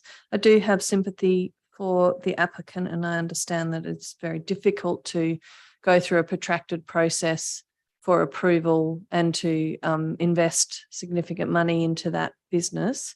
However, I do, it is quite clear that at the earliest opportunity, administration communicated that there was no guarantee of approval, and that certainly as our policies have developed over this time, it's increasingly unlikely for these types of establishment to be approved. I did have a question, and I'm getting confused between the two to remember which one it is, which is the theme for the night. Can I just be really clear that when we're making quasi judicial decisions, we have to be absolutely clear about Yes. which item we're Yes. dealing with and the particular context and circumstances to the individual item. So if you have any Yes. lack of clarity on that, please ask a question and satisfy yourself that you know which item it is that we're dealing with. Yeah, so this item is currently approved as a restaurant cafe, has not already been operating. I think that's probably the two major distinctions between the two items. I had a question around a comment that was actually in the briefing notes that under the tobacco products legislation, shisha is legally required to be consumed within an outdoor area that's no more than 50% enclosed, which means that that inherently the patios proposed to be used for the consumption of shisha will have open sections of roof and walls, and that there is therefore limited ability for the applicants to contain any emissions such as smoke, vapor, or odor within the patio. This might not be a question that can be answered on the night and is not decisive for my decision making, but it does suggest to me that shisha patios are unapprovable under those particular conundrum of conditions.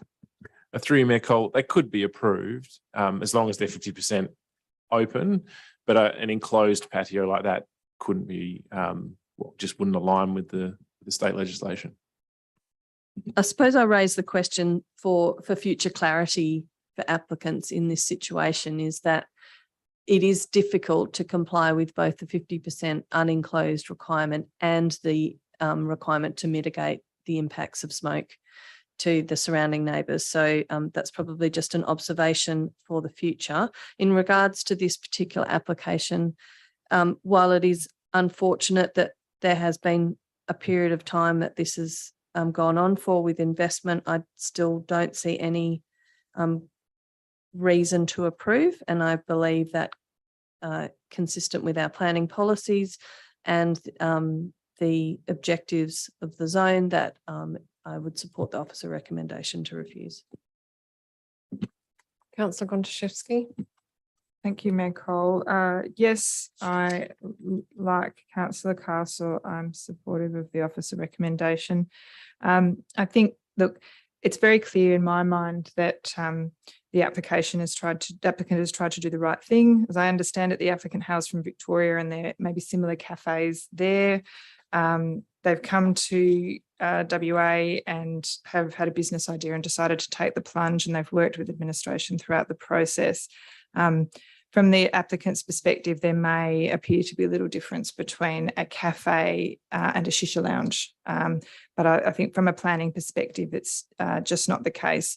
A cafe with a seating area out the back where food and drink may not be served, but where people are permitted to smoke as long as it is an unenclosed public place, is different from a shisha lounge where the predominant use of, from a planning perspective, is smoking, and also that that smoking will occur in that outdoor space. It's pretty heartbreaking to hear of the financial implications for the applicants. But I do accept that there is no safe level of secondhand smoke, and also, as Councillor Castle has said, mitigations are not appropriate or possible in this circumstance. I do consider the city's draft policy in this space, and also the 17 objections received on the community consultation that was undertaken.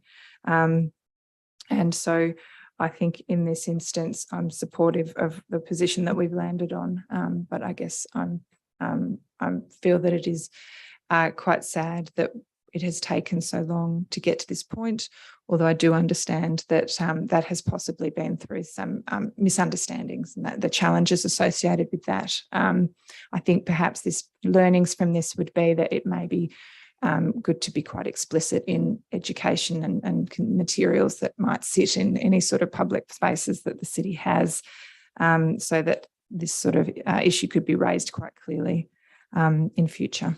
So thank you. Councillor Arpaio. I think I'll just talk about what I was going, thanks, Mayor, talk about what I meant to talk about before, and that is that I'm also in favour of the officer's recommendation on this one. The question I wanted to clarify, to just make sure that's unequivocal and on public record, is that the City of Vincent's position on this about the actual use hasn't changed, because I think that's very important. So can I just have confirmation of that? Yes, through you, Mayor Cole, I might just go through the background very quickly. So we first were contacted by G'day on the 27th of May last year.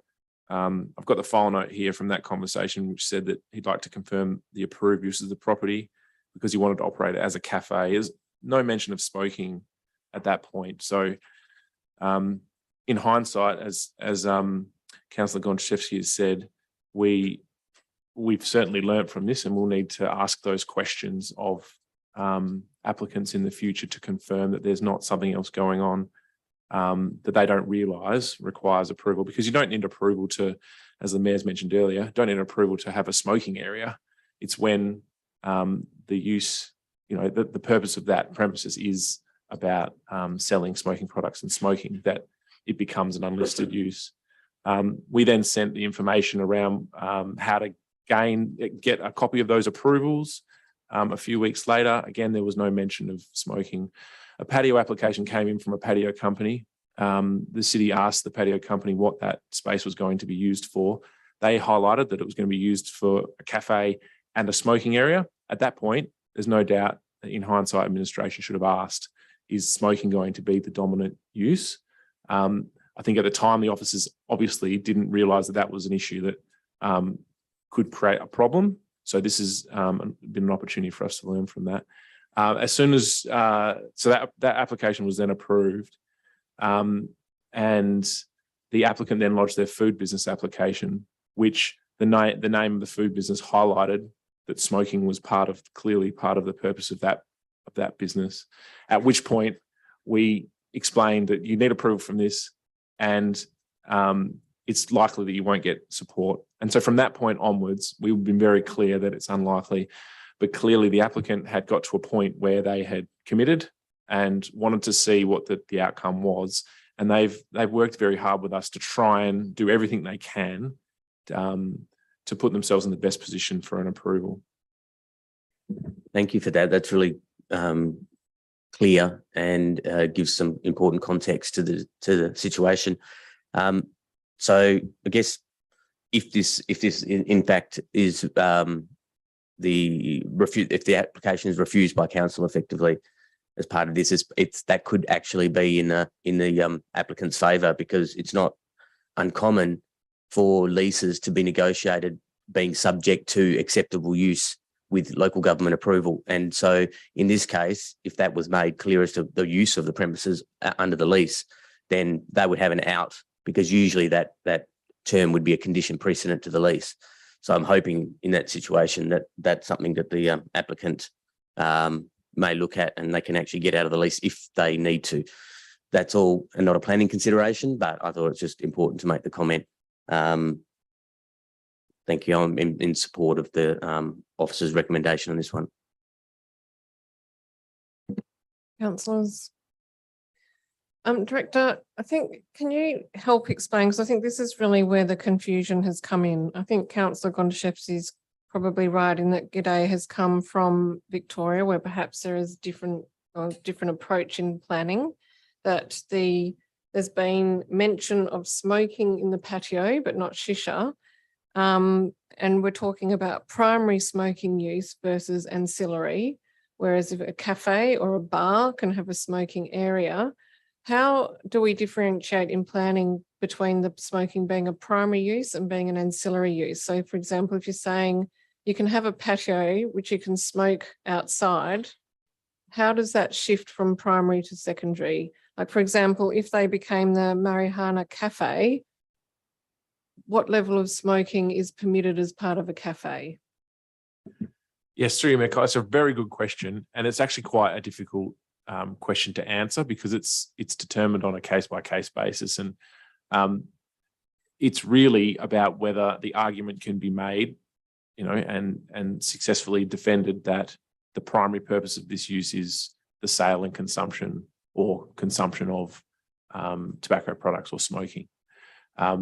And that's, it can be assessed in various ways, the amount of floor space that's used, whether the majority of the business and turnover is related to that use, as well as the name of the cafe, what patrons are being drawn there, how they're advertising, a whole bunch of things.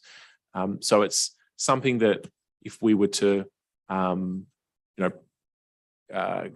prosecute someone or investigate someone in relation to whether part of their use was primary or, supporting, we would need to, defend that in court through, trying to make a case that it was the predominant use through those kinds of assessments. The property does have an approval for a cafe.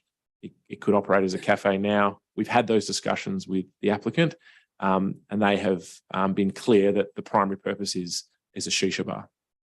Yep, that's clear too. Thank you. I guess it's similar to, in a way, to the 9 grams situation where we had to look at whether the predominant use was fast food or whether it was actually a restaurant, and there was an assessment of sales and seating and all sorts of measurements were put to try to ascertain that. So look, I think just hearing from Sammy and G'day, of course, it's very hard when you hear about the level of investment and the belief in a business and the idea that's come and to want to replicate the business from from coming from Victoria. And it was really important to me to receive this breakdown of the summary timeline through this development application process, which has been provided in the briefing notes and which is now publicly available. I think this is really essential for me to understand how we got to where we got to and what communications took place. And whilst I can see that there's some misunderstanding about, there is a patio where there can be smoking, it's quite clear to me that this idea of it being a shisha bar, with it being the primary use for the sale and smoking of shisha, did not become apparent until the city received the food business registration form, which described the business as Marihana Shisha Cafe. And I think that is the point at which administration realised that we're talking about a primary smoking use here, and that this is a different land use and a different planning conversation to be had. And I can see how this perhaps, how it came to be this way, but I do believe that it was incumbent on the applicant to be clear from the outset, particularly when questions were asked about, is there any change to the use? Will this still be a cafe? Whilst the city can take on an education piece and learn from this, and I think that's really important to be as helpful to applicants as we possibly can, I do think that it was incumbent upon the applicant to declare up front that they were seeking to open a shisha bar. And then that then leads to the land use. So I think there does need to be a conversation with the applicant about the fact that this can be a cafe, there can be an element of smoking, but it can't be the predominant land use. And I think that perhaps having a meeting with the applicant to explain that, what that would look like, what those measurements would be a fair and reasonable approach for the administration to take. But for the same reasons previously outlined in relation to our The location in terms of the local planning policy that is draft but is being advertised and needs to be given due regard in relation to the types of locations that we would like to, because shisha bars can operate within the City of Vincent under the draft local planning policy, but it's about their location, it's about the sensitive land uses that they're next door to. And so in this current location, I don't believe it to be appropriate. I do want to wish the applicants the best in terms of making a business either here under a modified format, or whether they can break lease and find a location that is more appropriate in consultation with the administration. But in relation to the planning framework and the decisions before us on the land use, I do believe it's reasonable to refuse the application. Councillors, any further debate on this item? Okay, I'll put the recommendation. All those in favour? All those against? Councillor Wallace voting against. I declare the motion carried.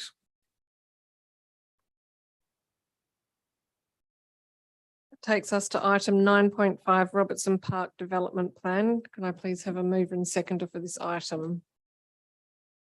Moved by Councillor Loden, seconded by Councillor Opolo. Thank you, Mayor. Firstly, I'm supportive of the officer's recommendation here. I did have a couple of queries though. So earlier in the week, I did pose a query to the director, which then came back by the manager, just around how this is covered under the LTFP, and I got a little bit confused, so I'm going to clarify it. So originally what I was clarifying is, does the additional 1.2 million that's required for Robertson Park need to also be added to the LTFP? And the response I got was to say that that has already been included in the LTFP. However, there was a part about a conservative estimate of the grant funding was 650K compared to the 1.2 we've outlined. So is that saying that the LTFP includes 650,000 of the 1.2 million we need? Or it's the reverse, it's that we've got a conservative estimate of the grant funding? Through you, Mayor Cole, it is the latter, that the LTFP has got a conservative estimate in case we don't receive all of the grant funding through the other item on tonight's agenda. So it's basically got an extra, I can't do that math that quick, $550,000 in it just in case. Through you, Mayor Cole, that's correct. Thank you. So what I did want to say about this though was what was really valuable to me was the additional stuff we got through the briefing notes, and I appreciate, I think Councillor Apollo actually got the question, which was, what is the alternative case? When we originally considered this, which I recognise a number of councillors weren't on council at that time, I was supportive of it because we had a good, robust business case around that. And what we were now subsequently provided was an updated, not quite as good business case, but still a good business case for why we should continue to do this. This is of a net benefit to the city. And I do recognise that there are additional, the one point of challenge for me was the new items. I'm very happy to do the renewal part of this, but we need to think carefully about anything that we're doing new. That is a cost that's in here, but I do see that that is a value to our community, and I'm happy to raise the argument with a resident that the rates they are paying are going towards value here in this context. So overall, I support the business case, but I would love to see more of that sort of information included in future reports. Even particularly where we're talking like significant sums of money, because there would be a point where all of a sudden we go, this is no longer a good idea, and we should actually, despite getting grant funding and all these other things, not actually want to proceed with that because it's more attractive to take an alternative option. Thank you. Councillor Apollo. Thank you, Mayor. I'm really trying to support this because I think diversification in our infrastructure and services, like with clay courts within the City of Vincent, is a good thing. On the proviso of two things: the community wants it, of course, and secondly, that the business case is compelling. My question, one of the things I'm having problems with it, is that it seems to me, and this is a question to administration, that we're being asked to approve a development plan to put in the clay courts, et cetera, but a big part of the justification in the business plan is an agreement with Tennis West. And so it's kind of like the horse before the cart in some ways. And I'm trying to understand how I can, or council can approve the plan when we don't know what the agreement is, whether we will strike an agreement with Tennis West for sure, or not. So if this was coming at the same time, I could understand it. So if I can just have administration response to that, please. Yeah, sure. Through you, Mayor Cole. It's a very good question. So we're trying to get the order of things right here. It's not always straightforward. We've proposed for council to consider the minor, what we think is a minor change to the development plan before we then negotiate a lease, before council determines a lease. Tennis West have proposed a 25-year lease of the facility to take over running they already have a lease of the facility now. So to continue that lease, but to put it in place for 25 years and be responsible for maintenance, renewal of the hard courts, the clay courts. But it is subject to them, the clay courts being located here. So we were trying to get the order right to see if council would support the clay courts or not, which is the question being asked tonight. Whether council is willing to support the budget input that you're required to deliver to renew the courts. And if that is the case, then we would immediately commence negotiation with Tennis West around a lease, which council would then consider in the next few months. And once that has occurred, then we would be in a position to make a decision about actually doing the work. So we wouldn't proceed with this work at this point unless that lease, until that lease is determined.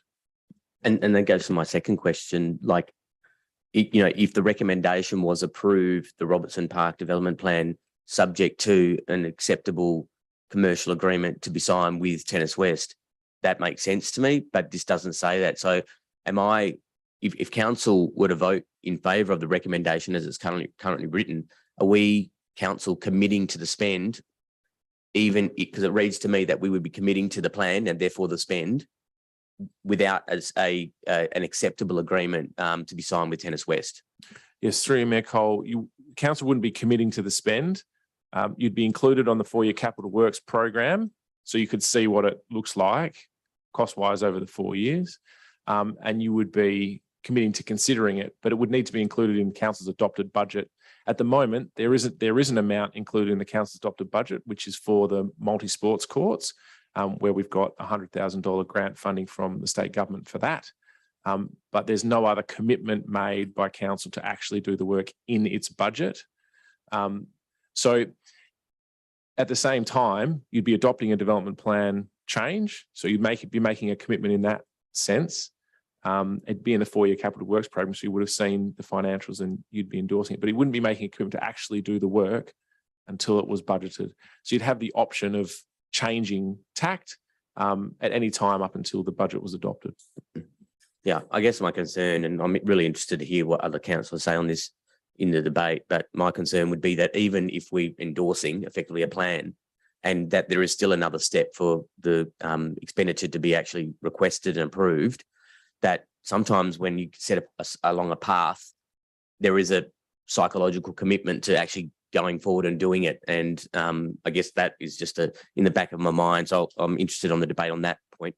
My other question relates to the business case.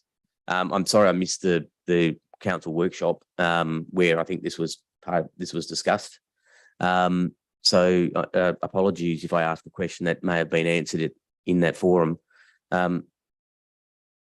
Is this an NPC or an NPV business case? It seems to me that it's going to cost us against to do nothing. So there is an incremental spend that we will incur to embark on this journey. I note your email today about the discount rate, 3%. It's fine, I guess, for a local government. It looks like it's cost neutral for the initial period that you've basically done that, which is a 10-year period, if I understood correctly. Can you just enlighten us a little bit more about the longer term plan? Because obviously if you embark on this and put in clay courts, there is annual cost, there is replacement courts, we need to look at this as a longer than a 10-year period. Can you just kind of talk to the financials, the business case from a MPC or MPV perspective on an indefinite basis with the best available of what you think we will negotiate with Tennis West? Yes, through you, Mayor Cole. Our view is that the MPC will be positive over the life of the lease if we have a 20 or a 25-year lease, because the lease would require the lessee, Tennis West, to pay for the renewal of the hard courts, and that renewal is required every 7 to 10 years. And so every 7 to 10 years, we would become better off and better off and better off over time. Historically, the site has been leased without a requirement for the tenant to pay for the renewal of the hard courts. So the city has been paying for that. And so we've been significantly out of pocket as a result of having to pay for that renewal. It's caused a lot of issues for the centre because the city hasn't been able to afford to do that. The courts have become degraded, and they've got to the point now where we've had to redo the whole thing because we haven't been relayering it every 7 to 10 years. So it'll avoid that issue because the tenant would be responsible for that.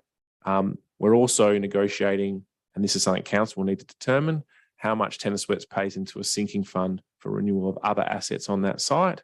That'll obviously also be responsible for ongoing maintenance, which has historically been the case anyway. So the MPC becomes more and more positive over time. At the 10 years, it's about break even.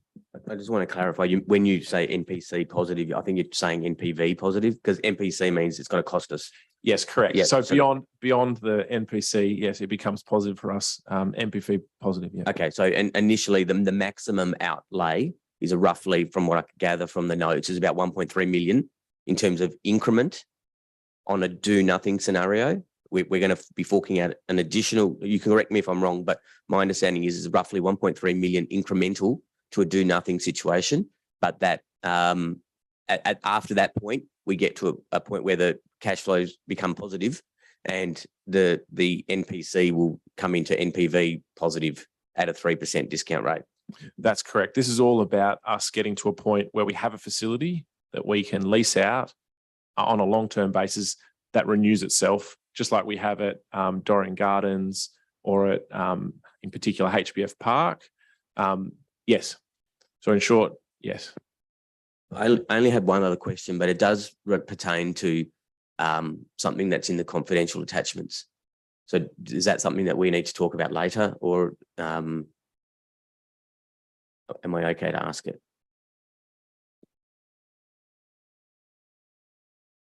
Isn't there a proposed sorry, I'm really sorry. I'm getting confused with the, yes, apologies.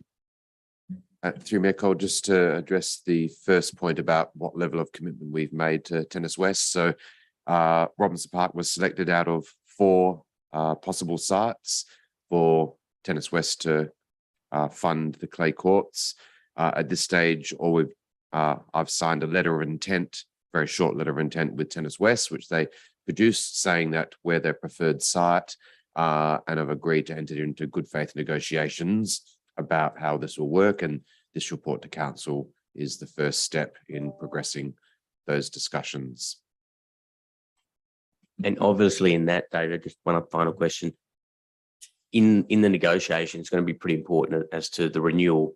If Tennis West have the option to renew at their discretion, then we could be left holding the baby. I mean, we would be out by 1.3 million, and the positive revenue streams that would come in the renewal will never come, and so we'll be caught with our pants down. And so that's something that is obviously a concern. I'd hope, as part of your role, that in the negotiations that you would consider having the renewal at the city's discretion, so that it's incumbent on Tennis West to do the renewal, because then that would secure the financial, I guess, the business case of it. Yes, through Mayor Cole, I'll say, when this is the lease that's existed on this site for a long time with the previous tenant, not Tennis West, before Tennis West was there, certainly left us with our pants down at the end. we do not want to repeat that. And so we're very focused on making sure we have a lease Can I that just say, I ensures just that's, don't want to that's have the okay. pants down analogy in the chamber. It's just My quite apologies. gross. It's just, please.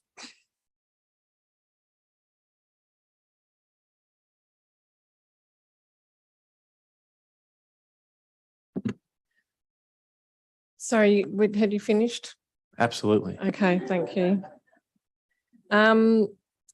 Yes, just look, in relation to this, the change, we have adopted the Robertson Park Development Plan previously, and we're being asked to change on the development plan from 18 acrylic to 18 green hard courts. So it's not even particularly binding us to clay courts. It's just allowing for this conversation to occur. So it is a very minor change, and it just means that if for whatever reason the leasing arrangement is not to our satisfaction, we can effectively continue as we were with 18 green hard courts, which can be clay, can be acrylic. And regardless of where we land with Tennis West, we will have to spend money on this facility because it is under our care and control if it's not leased to another party to maintain. So it's not necessarily the case that that we're, we will have to spend, that's regardless. The development plan has been developed by us, and we've made certain commitments about what we intend to do there.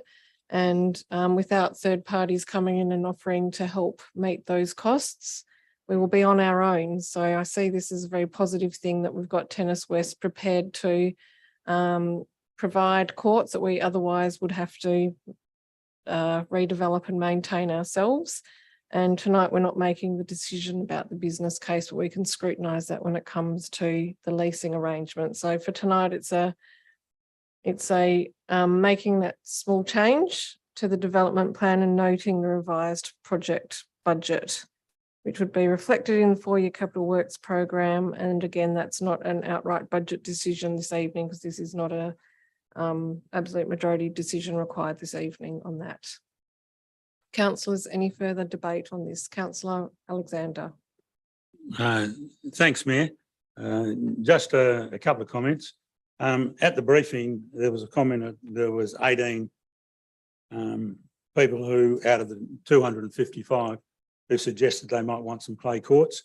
So I went and got out the consultation, and also the 14th of September 2021 meeting, which approved the plan. And one of the overwhelming things that I got from the consultation, there were certainly 18 respondents who were keen to have some clay courts, but also most of those wanted 20 or 22 courts, not all clay, of course. There was probably approximately 100 people who wanted to retain the grass courts.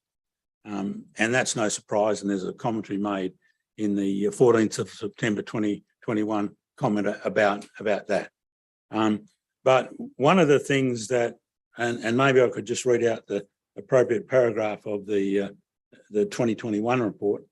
It says, whilst administration understands the community's concerns over the number of courts being removed at the facility, administration has worked closely with Tennis West to ensure there's an appropriate level of tennis provision within the City of Vincent. Perth Metropolitan Area and Robertson Park, whilst ensuring the facility is sustainable. The minimum level of tennis courts recommended is 18, whilst the ideal number is 20 to 22. Now, the point I wanted to make in that is the ideal number is 20 to 22, and it's been suggested that it will be 18 courts. I just think the fact that 12 courts will definitely be available all the time, but the 6 clay courts being proposed will be out of action between 3 and 7 p.m. So they're compromised, if you like. So we don't have 18 courts available all the time. We have 12 available all the time and some compromised. And I think the idea of the deal with Tennis West is a good one. So I'm largely supportive of this, but I wanted to make some amendments at the end of this. So perhaps I should speak to those amendments when the debate is finished, Madam Mayor. Is that the correct way to go about it? No, if you wish to put forward amendments, now is the time. Okay, well, I have two amendments and one 9.5. Ironically, back in 2021, it was item 9.5 as well. So that saves any confusion. So amendment 1 was that there be 20 courts, of which 6 would be clay if the agreement can be done with Tennis West. Is there a seconder for the amendment?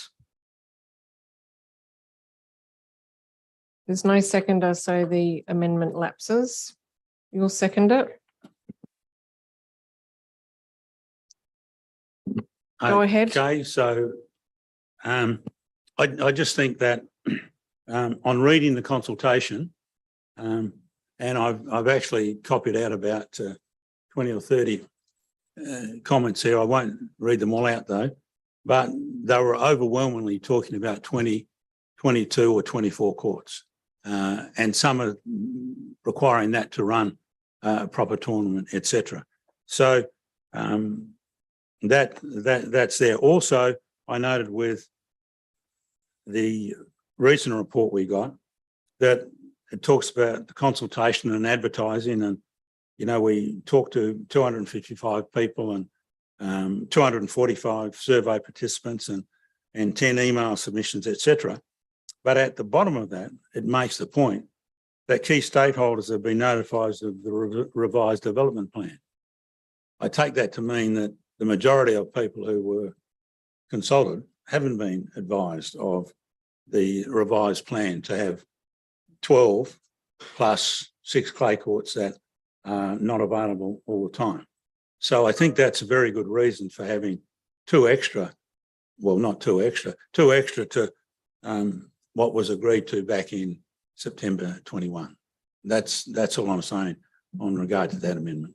Through Mayor Cole, could I just clarify something in the plan that the number is 22 in total. It's 18, essentially 18 plus 4, because there are 4 courts which are proposed to be designated as multi-purpose, but they can be used for tennis when they're not being used for netball or basketball in the winter and in the evenings. So we would use the word 22, but it's described more like 18 plus 4, 18 tennis plus 4 multi, but that gives you a total of 22 courts available for tennis. Which possibly may not be available at various times. That's right. So I'm talking about the certainty of having 20 courts available, and with having nominated 18 tennis courts, and now having the deal from Tennis West, and I've been through the clay routine in another, and I've met with David and John to chat about this in another area where the University Club out at Challenge Stadium wanted 4 courts. Those courts are now in disrepair and haven't been used. So I hope this doesn't happen with Tennis West. I guess they wouldn't be putting the money up unless they were going to use them. But the point still is that when looking at the consultations with the community, was overwhelming to have more courts. So my amendment is suggesting that there be 20 courts, 6 clay, and the other 14 to be synthetic or whatever. I think we understand, because I had moved to the seconder before the CEO spoke, so I will now go back to the seconder. Thank you, Matt Cole. Yes, look, I appreciate the intent of this amendment. However, when considering the Robertson Park development plan, I do consider the other users of the site, the other sporting clubs and players that may have an interest in expanding facilities in the City of Vincent, in particular, clubs that are growing their availability of sports training facilities for women and girls in Vincent. I feel satisfied by what the CEO has advised in relation to the absolute maximum capacity of tennis courts on the site in terms of meeting the maximum that's required for competition play. But I guess I also feel that what we have a lot of tennis courts in Vincent. And one of the pieces of this development plan was the idea of potentially reducing the number of tennis courts to the minimum number that would be required under a viable leasing agreement. At this point, I still accept administration's advice that we are working towards something of that, in that space. Should negotiations in relation to a potential leasing agreement reveal concerns, I feel that would be the appropriate time to circle back to council on this item, and I'd be okay to hear it. But at this point in time, looking at the development plan, the only place that I can see that one would compromise to get an additional 2 courts would be the multi-courts, and creating them as dedicated tennis courts and having them forming part of a specific leased area for tennis. And I'm keen to see a diversification at Vincent, because I know from Tennis West, so the state tennis strategy, that we do have an oversupply of courts per resident in this locality. Yes, I guess at this point in time, in the absence of specific information in relation to the progress of a lease negotiation, and also considering the other users of the site and the ability to expand beyond tennis, I won't be supporting the amendment. Councillors. Councillor Arpaio. You just, I was just relieving myself when the amendment was not talked about. Could someone just repeat before we have a vote what the actual amendment is? Through Mayor Cole, the amendment from Councillor Alexander was to have 20 designated tennis-only courts, as opposed to the plan as it currently exists is 18 plus 4 multi-sports courts, which can be co-used as tennis courts.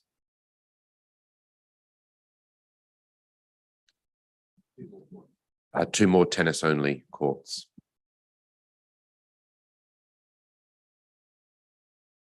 Sorry, what's the difference to what's on the table at the moment? Except just 2 courts, that's it. So just, but it's no impact on the premises, on the site. Okay, is it possible? Is my question.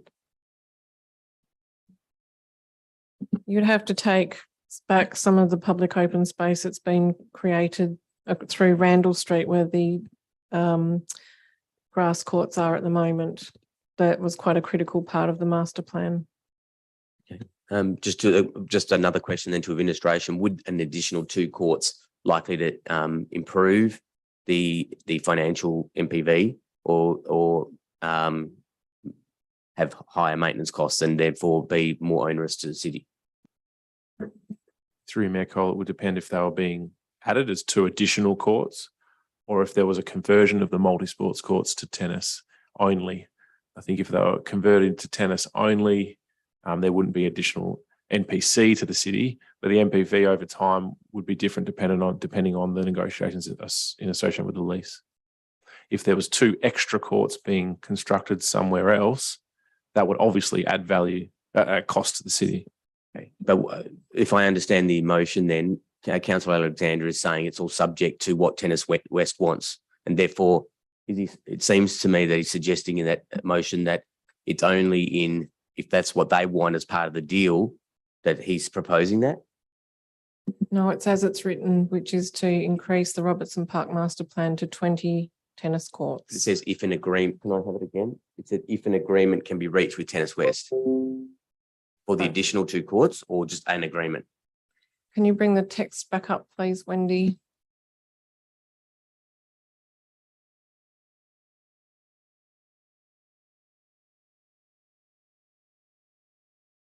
I think that's in relation to the clay. The agreement, Councillor Alexander, is that the case, that the agreement is relevant to the addition of the clay courts? That's right. The 6 clay courts would be included in the 20. Yeah. So and there would be global 14 others. 20, and then the agreement is referencing whether they're clay or not. Could I make one comment on the 4, if I could? Not really, Oh, because you have spoken, you can only ask questions. Unless you're providing clarification on what Yeah. your amendment Well, words that's what I are. was, I wouldn't like to see the multi-purpose courts reduced from 4 Okay. to 2 because you can't run some basketball or netball competitions with Yes. just 2 courts. So no, that helps. Thank you, Councillor Alexander. So this is to provide 2 further courts in addition to the 20 that are existing. 22.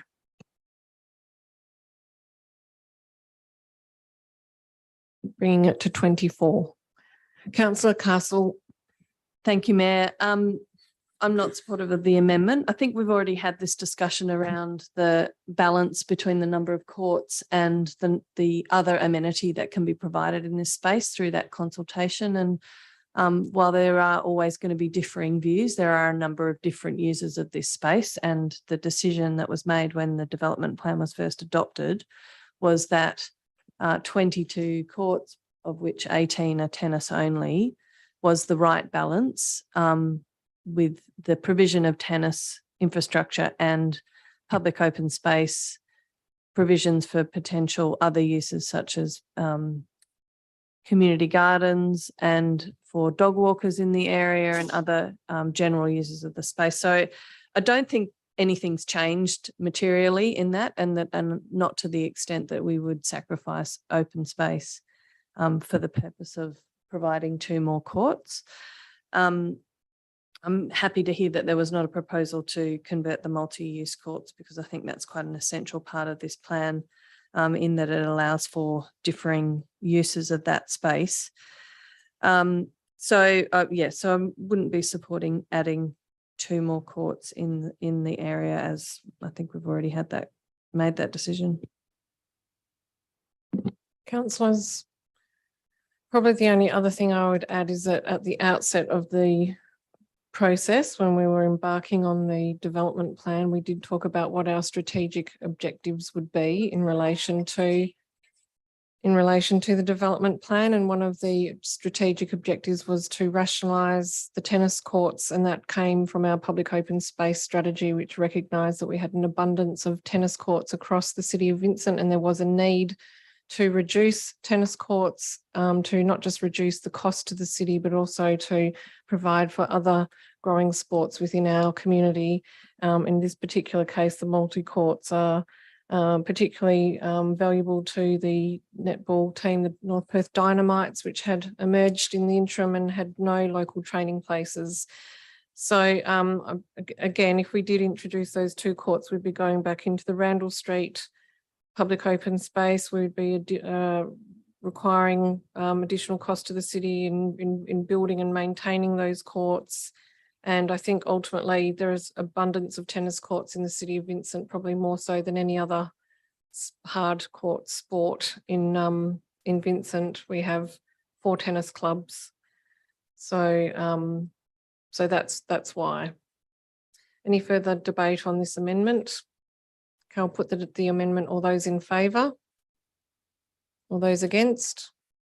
Declare that lost. Councillor Alexander, would you wish to move your second amendment?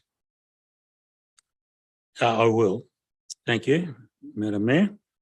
The amendment 2, is probably just a suggestion for the CEO, which he may not need anyway. And we've had a chat about at another time. Just that the contract with Tennis West to perhaps be a 10+10 and the +10 at the discretion of the City of Vincent, because it gives the contract a chance to see how it goes.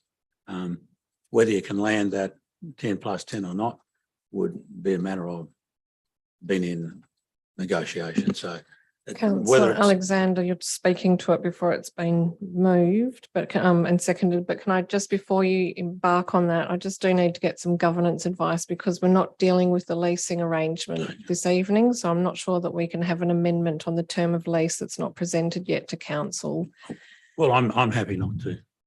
Yeah. If you're happy not to, I just don't. It's not part of the report, so I don't know that we can have an amendment on a matter that's not before us. Governance, do you wish to add anything? comfortable with it being withdrawn under the circumstances. Are you okay Yeah, to I'm- withdraw the amendment on the basis that we don't have a Yeah, that- leasing that's discussion okay, that's before fine. us? Okay, but noting, you've aired it publicly, so we'll note that can be taken on as feedback when that lease does come forward for consideration. And perhaps, Matt, just to clarify that a lease of this nature would come to council with those key terms. Yes, absolutely. That will be a decision of council. It will not be made by administration.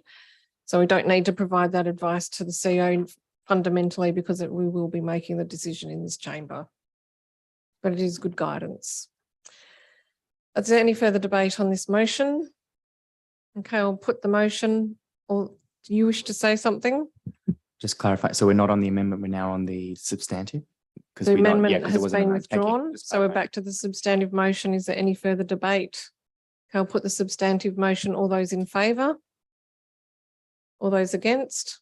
Councillor Apollo voting against, and declare that carried.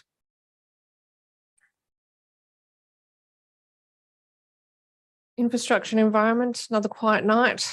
So we move to community and business services, 11.2 authorisation of expenditure 1st July to 31st July 22. Can I have a mover and seconder? Councillor Apollo, I believe you raised this item. Do you wish to move it? 11.2. Yep, and seconded by Councillor Loden.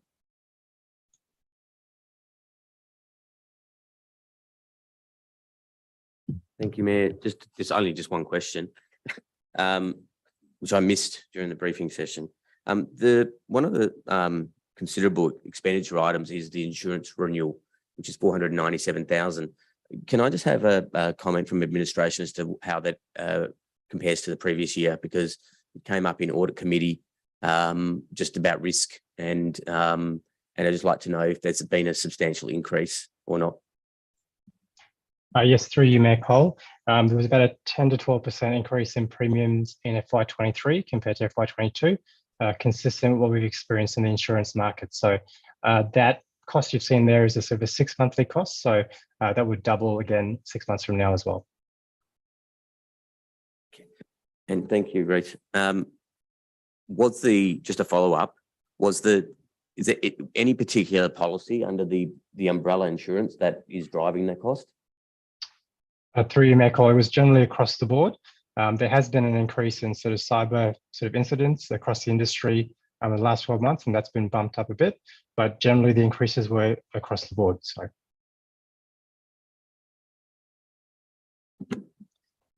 Sorry, seconder was it you, Councillor Loden? Do you wish to ask any questions or speak to the motion? Anyone else have questions or discussion on this item? Okay, I'll put the motion. All those in favour?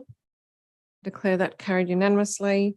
We are on to item 11.6, adoption of the long-term financial plan for the period 22-23 to 31-32. Can I have a mover and seconder, please? Moved by Councillor Loden, seconded by Councillor Opolo. I'm supportive of the LTFP as it sits. I guess my key concern was just making sure we had clear options around how we can do this, and this gives us a really firm foundation for how we move forward. We are not adopting what the budget is for next financial year, but this gives us an indication of the types of amount that we need to be considering for that budget, which is a good place to be, and I'm really happy about this. I think I've been asking for this for 6 years. So that's really good. It is a little bit daunting in the context of the scale of that's required to fund our forward costs. And so I guess the challenge to us is if we are dissatisfied with that, then we need to find ways to either increase revenue or cut costs while still maintaining all of those criteria that we need to report to the Auditor General as well. Of those options, my preference is the mid-case option. I do think there is valid justification for building reserves because we do have a lot less reserves than other local councils. That might not be a clear view from all of council. And I see that our alternative option in that space is the low case, and that's about as low as you could go, which is basically making sure that we're not going backwards, but we're not really building for the future at the same time as well. So great to have this sort of blueprint, I guess, to start with. And it's something that we can discuss and debate and engage with further over the next 10 months. until the budget is for next year is put forward. Thank you. Thanks, councillor Loden. Councillor Opolo. Thanks, Mayor. Having been around now as an elected member for a year and got to know some of the other councillors, I can absolutely say that we have one thing in common, and that is that we all want a very progressive and market leading local government. We want us to be a shining beacon and lead from the front. And when we have healthy debate, it's not about the outcomes that we all seek, it's probably about the path that we believe we need to take. When we make those decisions about the means toward the end, we have at our disposal these strategic documents. You know, the long-term financial plan is a critical document in this, where it's the only one that's going out. Well, not the only one, but it's a document that's going out 10 years. So we are looking long-term. It therefore is really there to guide and inform our decision-making.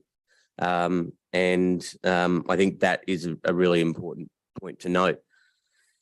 The CEO and the administration have proposed a scenario here with a very moderate annual rate increase between 2.5% and 4.5%. There's no problem with that, but where I have some concerns with it is that is the stated exclusions from the plan, things that haven't been incorporated here. And I think, as I alluded to in the briefing session, I think they're really important. And if we're talking about a strategy document and an informing document, and one in which we all look to help justify future decisions, whether it's the annual budgets, the capital plan, the 4-year capital plan, et cetera, I feel somewhat uncomfortable that some of these big material projects aren't included here. You know, the Leederville car park project is one. I know I can understand the argument that we're not obligated to do anything and it's an expression of interest, but you know, I think on the balance of probabilities, I think we'd all say that it's more likely to happen than not. And that we do know what the market value of the land is. I think it was quoted at between 25 and 30 million. You know, that's a sizable chunk of cash inflow to the city that could finance something a little bit more aggressive to what we've talked about, to include things that I think it's probably remiss not to include, and that is to adopt and take up the Beatty Park 2062 plan. I think we've recognised that Beatty Park is a significant issue that we need to address. We are addressing, but in a wholesome and complete way, we look to that strategy. And this strategy, the fullness of the 2062 strategy that has been proposed is not included in this long-term plan. The Leederville Oval redevelopment, something that I'm very passionate about personally. I think that it's like Beatty Park. It's one of the 2 key assets that we have in the city. I think that we should be embarking on a process to commercially exploit it, in a sense that we are diversifying our revenue streams away from municipal rates. And I do believe there's a tremendous opportunity, and just the fact that we won the grand final and the excitement that's creating and the flow-on effects that has to the Leederville businesses post game day is huge and something that is fantastic. And I think that, you know, in my view, I have some concerns that the redevelopment of the Oval is not something that is encompassed in this long-term financial plan spanning out 10 years. There was also a note in there that it excludes incremental revenue from car parking changes. I hope that doesn't mean that we haven't included the additional revenue from the recent changes with the removal of 1-hour parking, because that is a significant revenue stream that we should be banking if that continues. And lastly, there was a comment in there about operational efficiencies and how administration's view was in relation to operational efficiencies that would be used to fund additional spend rather than potentially using it to cut municipal rates. So those 4 things are really big in my mind, and something that I would have preferred there to be in the plan, because I want the plan to be complete. I want it to be a long-term financial plan. I know that we don't have a crystal ball and we cannot be certain about some of the things, 1 or 2 years ahead of time, but let alone 10 years. But the job of a forecast and a long-term plan is to base it on balance of probabilities and what we believe to be our direction. So, you know, there's nothing in this plan other than the exclusions that I have a concern about, and I'm interested to hear what other councillors' views are on this. I appreciate the comment already made about it, we're not being tied into it and all that, but it is, you know, to say that on one hand, it is an informing document and it does phrase our thinking, and it is used as justification for when the annual budgets come up. And so, yeah, I think that's, in a nutshell, some of my concerns with it. It's just the exclusions. So I'd like to hear in debate what the other councillors' views are on that. Thank you. Does anyone from administration wish to comment on the exclusions that Councillor Opolo has raised? Through you, Mayor Cole. Yes, I'll just go first of all to what we have been describing for the last 2 or 3 years as unfunded projects. So these would be projects which we would nearly certainly be looking for a third party, state government or federal government funding, or funding from a third party like Tennis West or Robinson Park, or the WA Football Commission or the AFL, for instance, for Leederville Oval.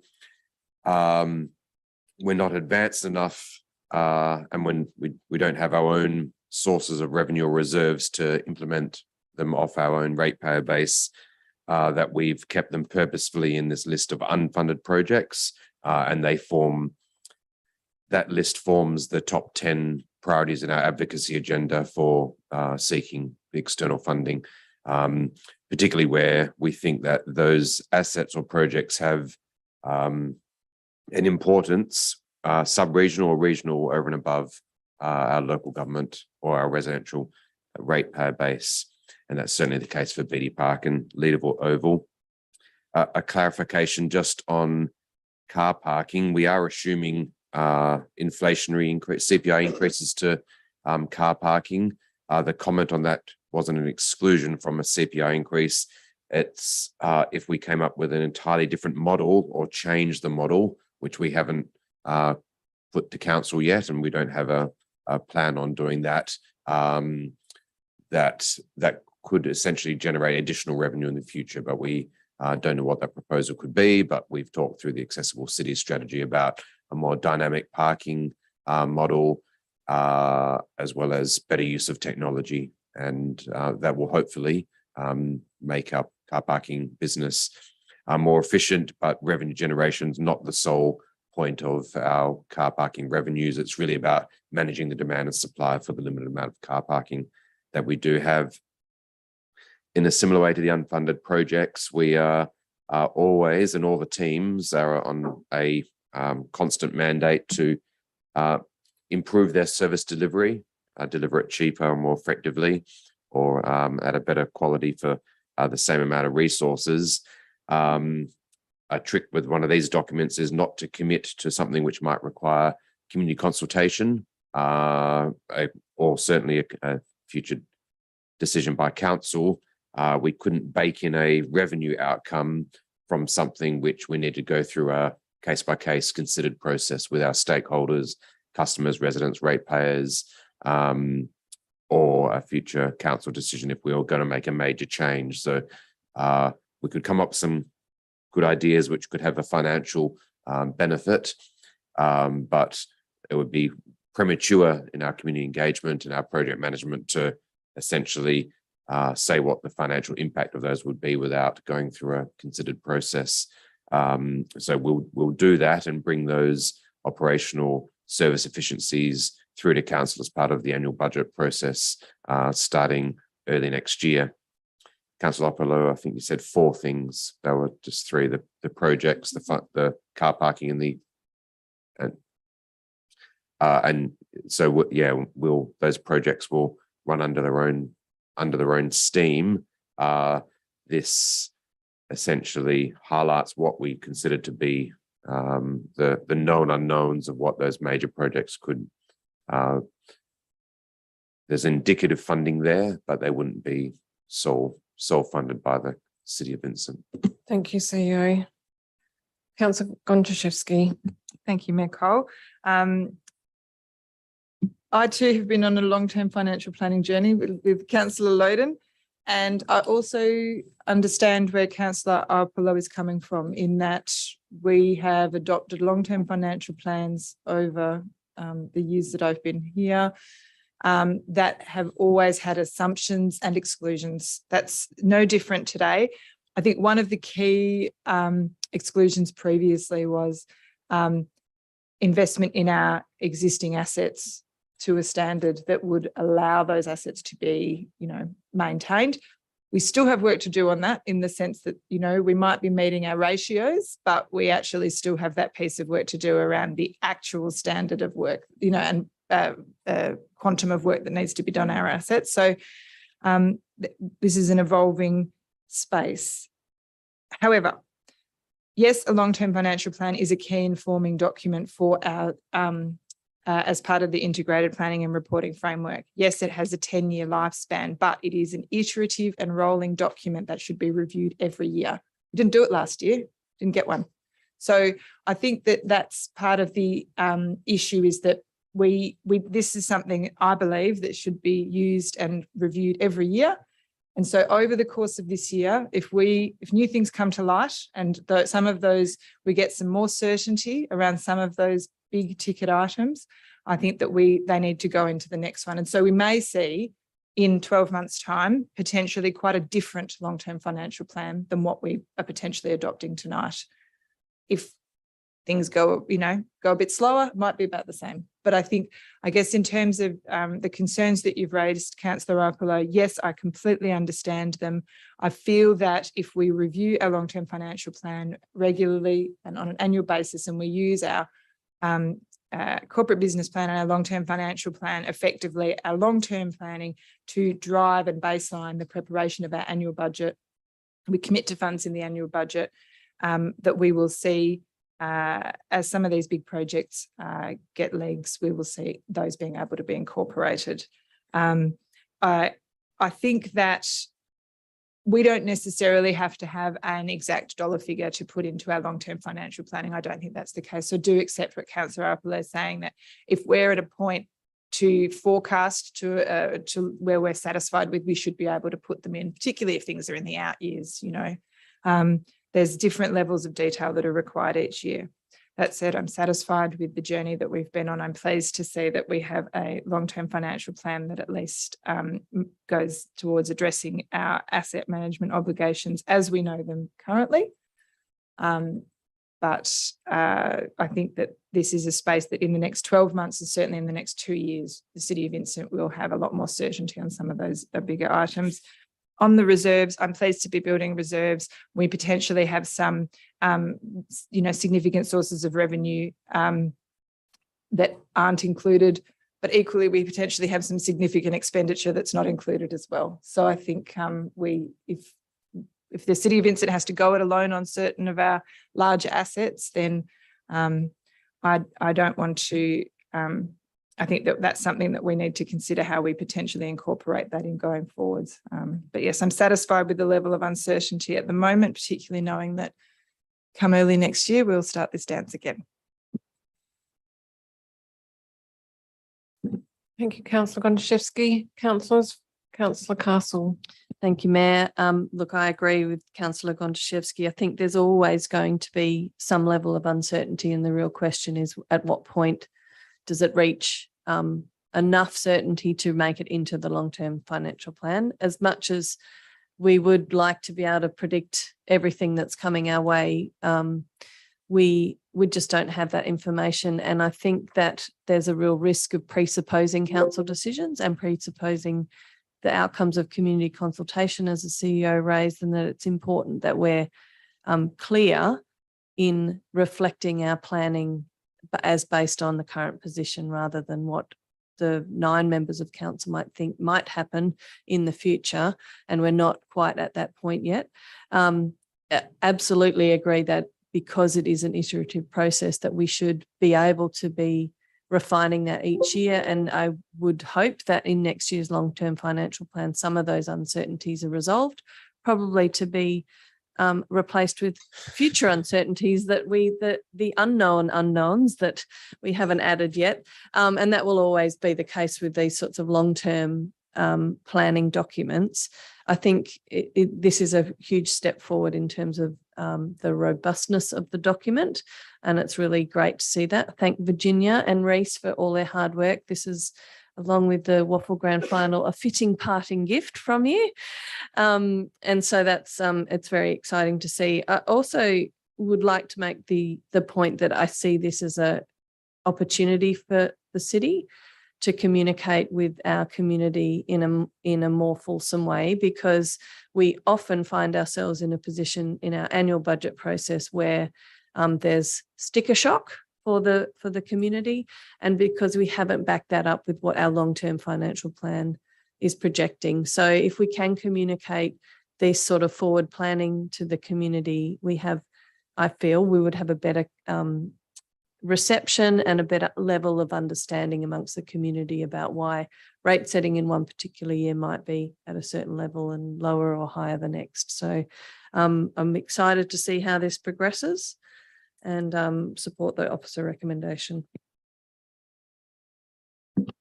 Thank you, Councillor Castle. Councillors, any further comments on the long-term financial plan? Okay, I'll put the motion. All those in favour? No, you were the seconder. All those in favour? All those against? Councillor Uplow and Councillor Alexander voting against. That takes us to item 11.7, the Waffle Grand Final 2022 at Leederville Oval. Interesting that late items are now being described as new. New is the new, old late, something like that. I think we've had this debate before. Late item is a late item. So can I please have a mover and seconder for this item? Moved by Councillor Castle, seconded by Councillor Loden. Thank you, Mayor. Very supportive of this item and excited for the opportunity it's presented to the city. Thanks to everyone who's been involved in making this happen. I know in a fairly tight turnaround, so I appreciate that. I think there's a lot of benefit to the city and the businesses of Leederville, and the foot traffic this will bring, and the exposure of our business centres and our asset at Leederville Oval. I did have a question, which is probably just a note for when this comes back to us for the mid-year budget review, that I'm not supportive of reducing funds from youth programs or community and town grants and town team grants. That probably won't surprise anyone in the chamber. I do, in particular with youth programs, they seem to be the first thing that gets cut when we need to make savings. So but I appreciate that's a discussion for when this next comes to council for the actual detail of the funding. So I just wanted to have that on the record. But otherwise, very excited and happy to proceed on this item. Thank you, Councillor Castle. There was nothing to add. I know there was some, Councillor Uplow, you potentially want to ask questions about the attachment, so I'd have to go into confidential attachment session for that. Does anyone wish to speak to the item in the public forum before we go into confidential? I would just say that I share the same concerns as Councillor Castle has identified, and I don't think that hosting the Waffle Grand Final should impact our other community groups and youth demographic. I understand it's coming from event budget, so if we can find another solution and if we can tighten up those costs, that would be great, because obviously it's wonderful for the grand final to be coming to Leederville, and much excitement, huge energy going into this. The staff have really gotten behind it. We've got Leederville Connect helping out with the Footyville festival, which will be fantastic, and I think it will have a broad appeal beyond waffle fans. But it is interesting that when you get excited and you sign up for it, then the costs start rolling in. So that's really part of the confidential attachment. I understand that's confidential because the Football Commission has asked for it to be confidential, not because the city felt that needed to be. Is that the case? Yes. Through Mayor Cole, there was a public question in writing on this item. And to state the obvious, when we're planning the annual budget, this wasn't something which was on our radar. So this was a unknown at the time of the annual budget. We went into the competitive process. So we are trying to keep costs to a minimum using existing budgets. In some cases, we're bringing forward expenditure, like on the turf and the facility, bringing forward expenditure, which we would normally spread out over 12 months, bring it forward to make sure that Leederville Oval is in the best shape it can be in a couple of weeks' time. And we've already started our first quarter budget review, where we'll reallocate some of the expenditure around those programs.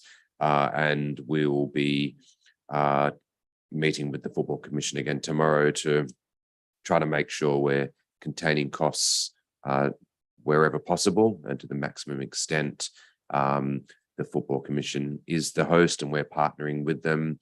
They're putting a lot of their own resources into this event, obviously. As you'll see from the confidential attachment, that the large focus of the City of Vincent expenditure is around the town centre activation, which is 100% open to the community, 100% open to the public, 100% focused on the Leederville Town Centre and the Leederville community. We're trying to focus the Football Commission's costs on the event itself at the Oval. And then we're trying to cover through our internal resources and a few contracted costs, the outside activations for the town centre. So that's really the philosophy and how we're approaching those discussions with the Football Commission. Thank you, CEO. Any further debate before we go behind closed doors to consider the confidential attachment? Okay, can I please have a mover and seconder to move behind closed doors? Moved by Councillor Loden, seconded by Councillor Castle. All those in favour? Declare that carried. If you are on the live stream, we will be returning after we have this brief chat about the confidential attachment.